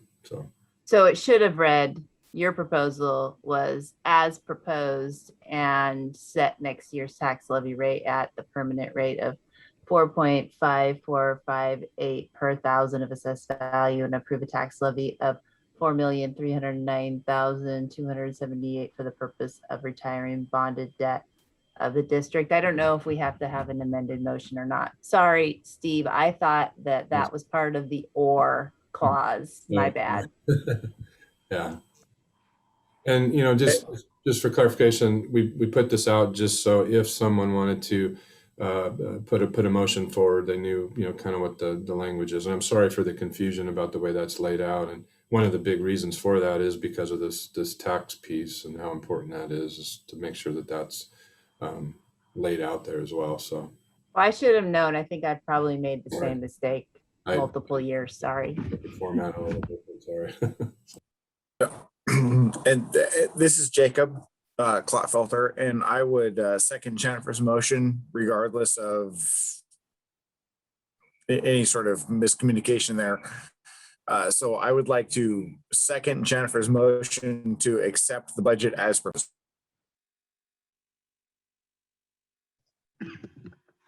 You cut off there, Jacob, but I think we got that. Accept as proposed. So we have a second. Now call for discussion. And I guess this is where I was going to throw in the what you brought up at the beginning, Steve, the 630,000. Is that, this is where we would put that into the amended portion? And we want to have some discussion about that's kind of what I was leading into opening discussion with, is do we want to add that? And that's the question of, are we optimistic? I mean, I feel fairly optimistic about funding, given the conditions that we're in and the projections that have been shown, but they're just projections. Yes, that would be an amendment for sure. Just basically increasing revenue and then increasing our unappropriated ending fund balance.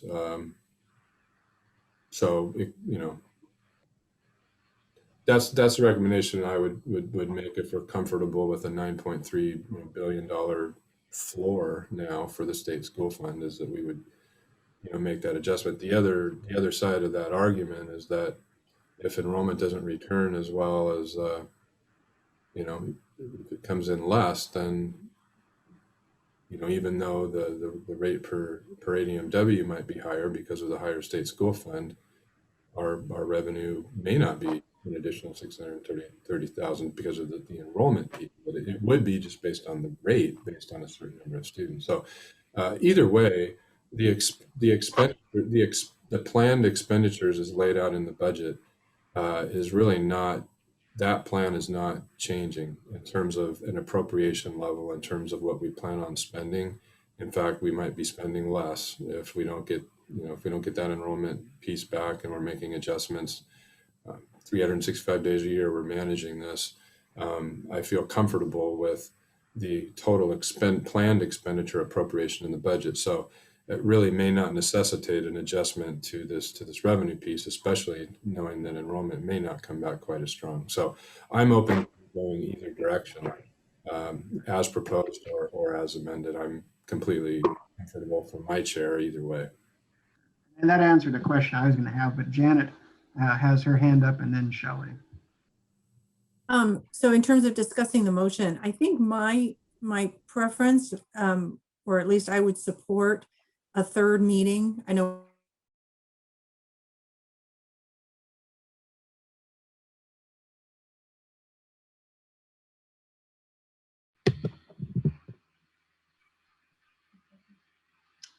Janet, you cut out. sorry, my connection's unstable. We've gotten so much really great information tonight from Steve. There's so much to digest. I feel like I would really benefit from having 2 weeks to really sort of process all of that and then come back for maybe what could be a quite short third meeting when we're fresh and make a decision at that time. So.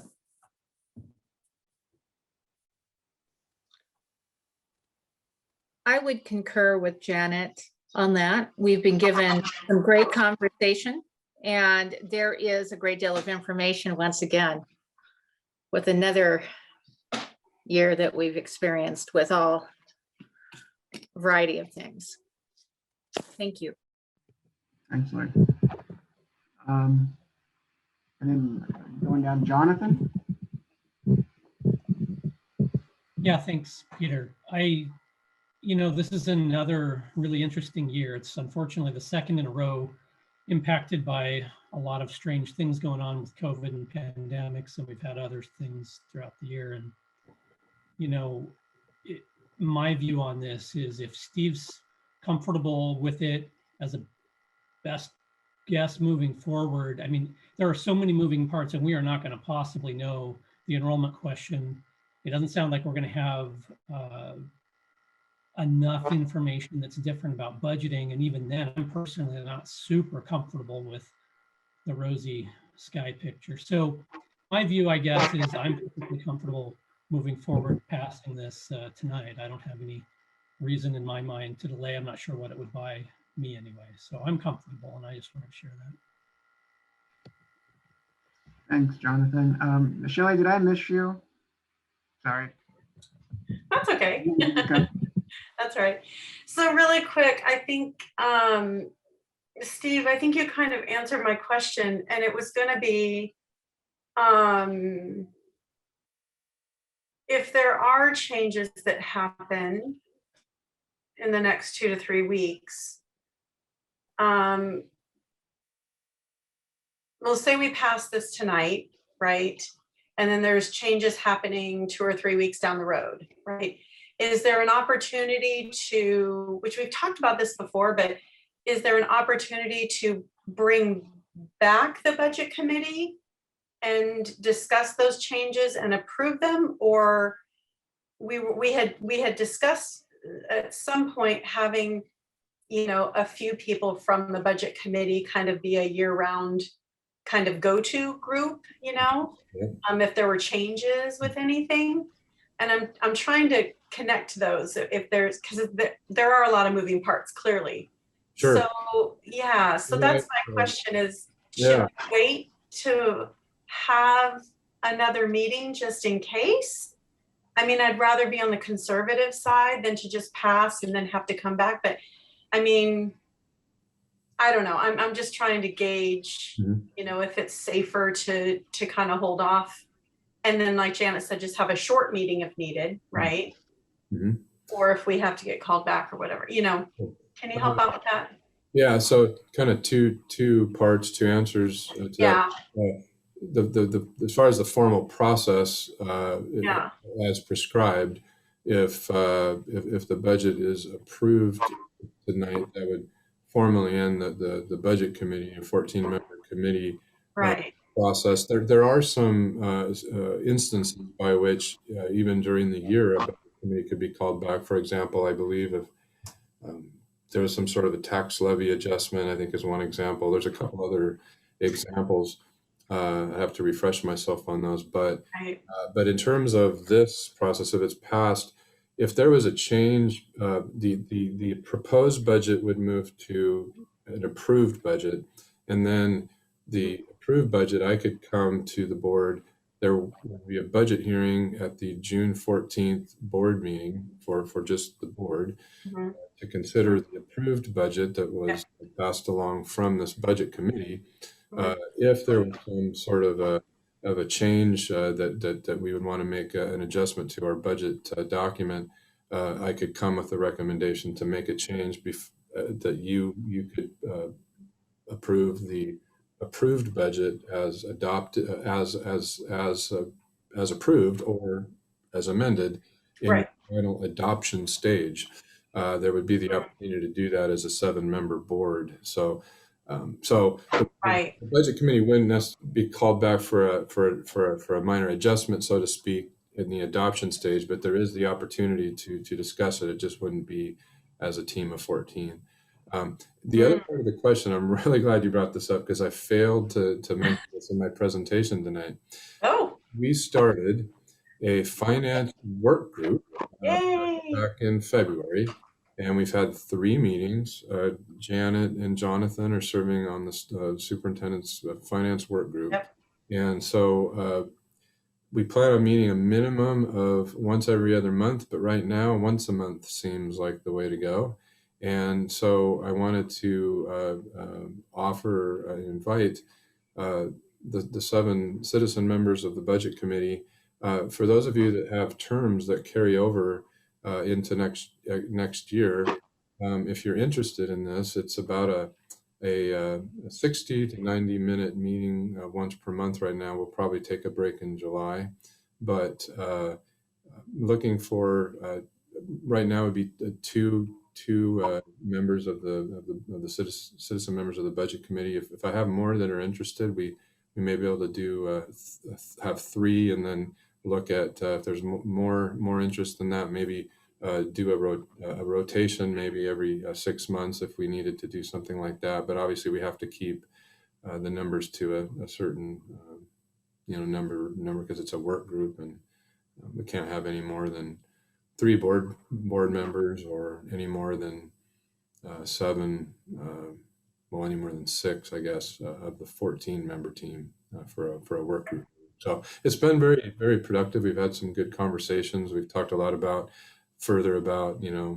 this pension bond opportunity that's in front of us, and just the finances and enrollment and that type of thing. And so that is that was the plan, to be able to engage outside of the formal process with budget committee members as well. That is music to my ears. That is great. Thank you for forming or getting that going and actually making it happen. I think that it just brings so much more transparency and great communication, to a couple of board members and, budget committee members. They can stay involved and keep in the process. So there's nothing bad about that. So, okay, well, thank you very much. And I don't know if I mentioned it, but if you are interested, please send me an email and let me know. So, sorry to interrupt you. That's okay. Okay. Well, all right. Okay, I'll think on it. We can circle back around to you, Shelley, but we had Jacob up next with a hand raised. I'd just like to reiterate the motion that's already been made to accept the budget as presented and move from there. All right, thanks. We're still in some discussion. So Astrid, you had questions or input? Yeah, I wanted to kind of back up what Jonathan said. We've had some really great conversation tonight, as well as at the last meeting, and a lot of my burning questions have been answered. The way if I understand the process correctly, if the budget does come in higher, if it's the amount that Steve is presenting at this point in time, or if it's slightly greater or slightly lesser than that, it would go into that savings fund.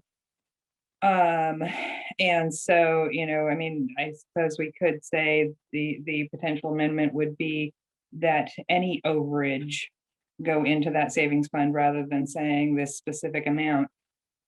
And my understanding is also that, you know, if something like what happened this year, where we've got all these massive weird influxes of different funding come in, that those adjustments get made outside of this committee anyhow. And so I would support moving forward with the vote based on that. I feel like there's not any additional amendments to be made. So unless there are additional questions and conversations to be had, I believe our process is complete.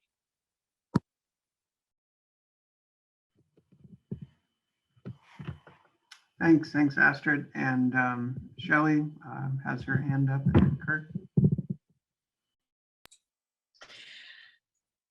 Could we get some clarification on the language of the motion? You know, making sure that we have that language correct. Because we've got multiple things going on here and we just need a new or a clear language on the motion. Or if we need to amend it with Astrid's idea, which I like her idea too. Right now, I believe it's the movement to as proposed, and then the tax paragraph, and then that number 75,513,969 under B is the proposed number, and it's the total requirements for all funds, which that gets broken down into a appropriation resolution for the board when they adopt the budget, when they actually appropriate the expenditures to be approved to spend, you know, during the school year. So that's what that means. And for Astrid, as a point of clarification, since we have a certain amount of dollars we don't plan to spend, part of it's in contingency and part of it's in unappropriated ending fund balance. Unappropriated ending fund balance cannot be spent in any way, shape, or form next year, no matter what. Contingency is if we run short on appropriation for expenditures because there was you know, some unanticipated costs that push us over that amount. I have to come to the school board with a resolution to be able to utilize some of those contingency funds. It's a whole separate action that could happen, you know, during the year. It's happened from time to time, but not normally. Sometimes there's a balancing of appropriation between, say, the instructional services level versus support services, but it's still within the planned appropriation. So those are some things that can happen. In addition, if we were to get some additional funds, unanticipated grant funds that are material in nature, I would come to the board with an unanticipated funds resolution to say, we received this money and here's how we plan to spend it in the form of a resolution. Yeah, anticipated was what I meant when I said savings, because I think of all the big words. But it sounded to me like essentially any overage over what was in the budget that was presented, you were proposing to go into that that unanticipated, the one that can't be touched. Right.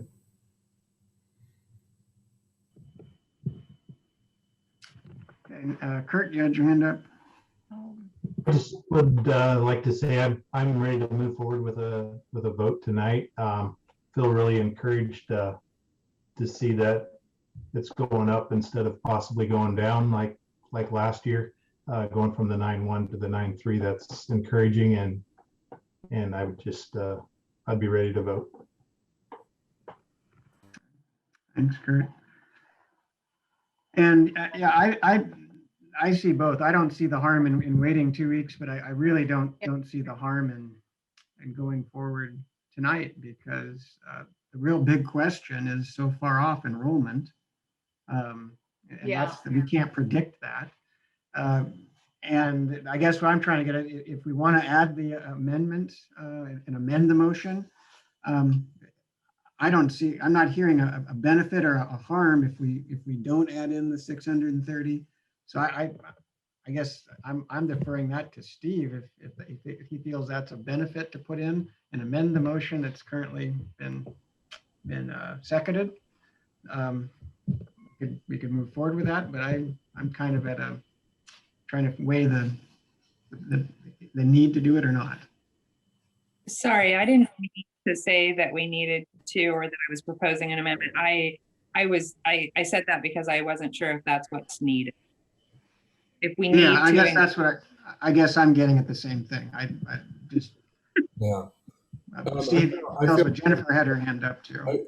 I feel comfortable without it at this point, since we wouldn't be increasing planned expenditures. So whether revenue is a little higher, a little lower,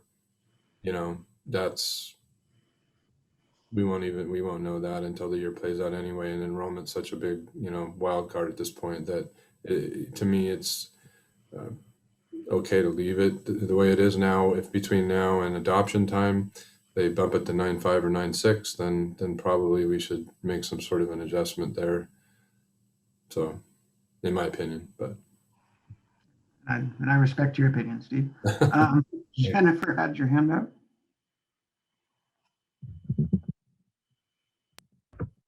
So I was just sorry, it said I was muted, but I wasn't. I was just trying to get clarity over the procedure because I didn't include the tax levy in my original motion. I'm wondering if that's what the confusion is, because I think we could probably just vote on the original motion, and if we need to add the tax levy, we can do that in another motion. That's fine, I think if I'm understanding things properly. I guess I thought we were reading this in one motion. It doesn't. Now that's my understanding. So, but you can reread the motion. Sorry about that, but so we're all clear. But we're basically, my understanding, and please correct the motion or please correct me. But we're basically voting on what was proposed with no amendment. So we could reread it in so we're all clear. But I think as it stands, we're good to go. But just to clarify, could we read that motion back in? And then if someone wants to call the question or keep going on discussion, that's where I would like to go. Yeah, that makes a lot of sense. I think if we just reread it for clarity, we know what was intended, so let's reread it for clarity. And I personally am ready to call the question, so I move that we do that.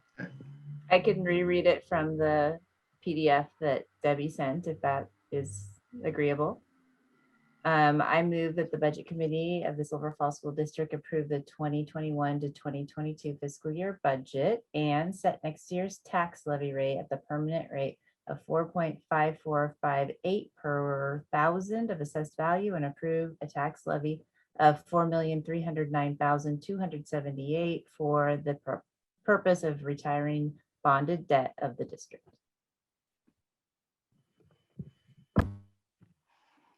Thank you. That's what I thought was read in. So we don't need a second. That's for clarification. So just a discussion or question.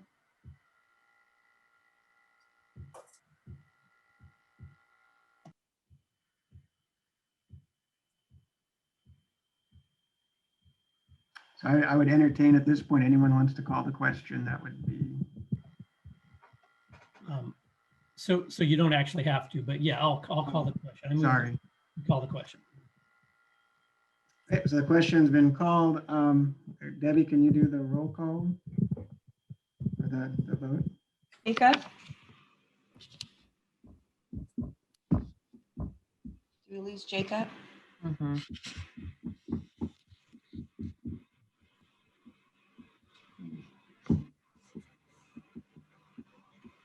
Okay, I'll move on. Matthew, Yes. Peter, Yes. Kurt, Yes. Astrid, Yes. Robin, Yes. Janet, Yes. Lori, Yes.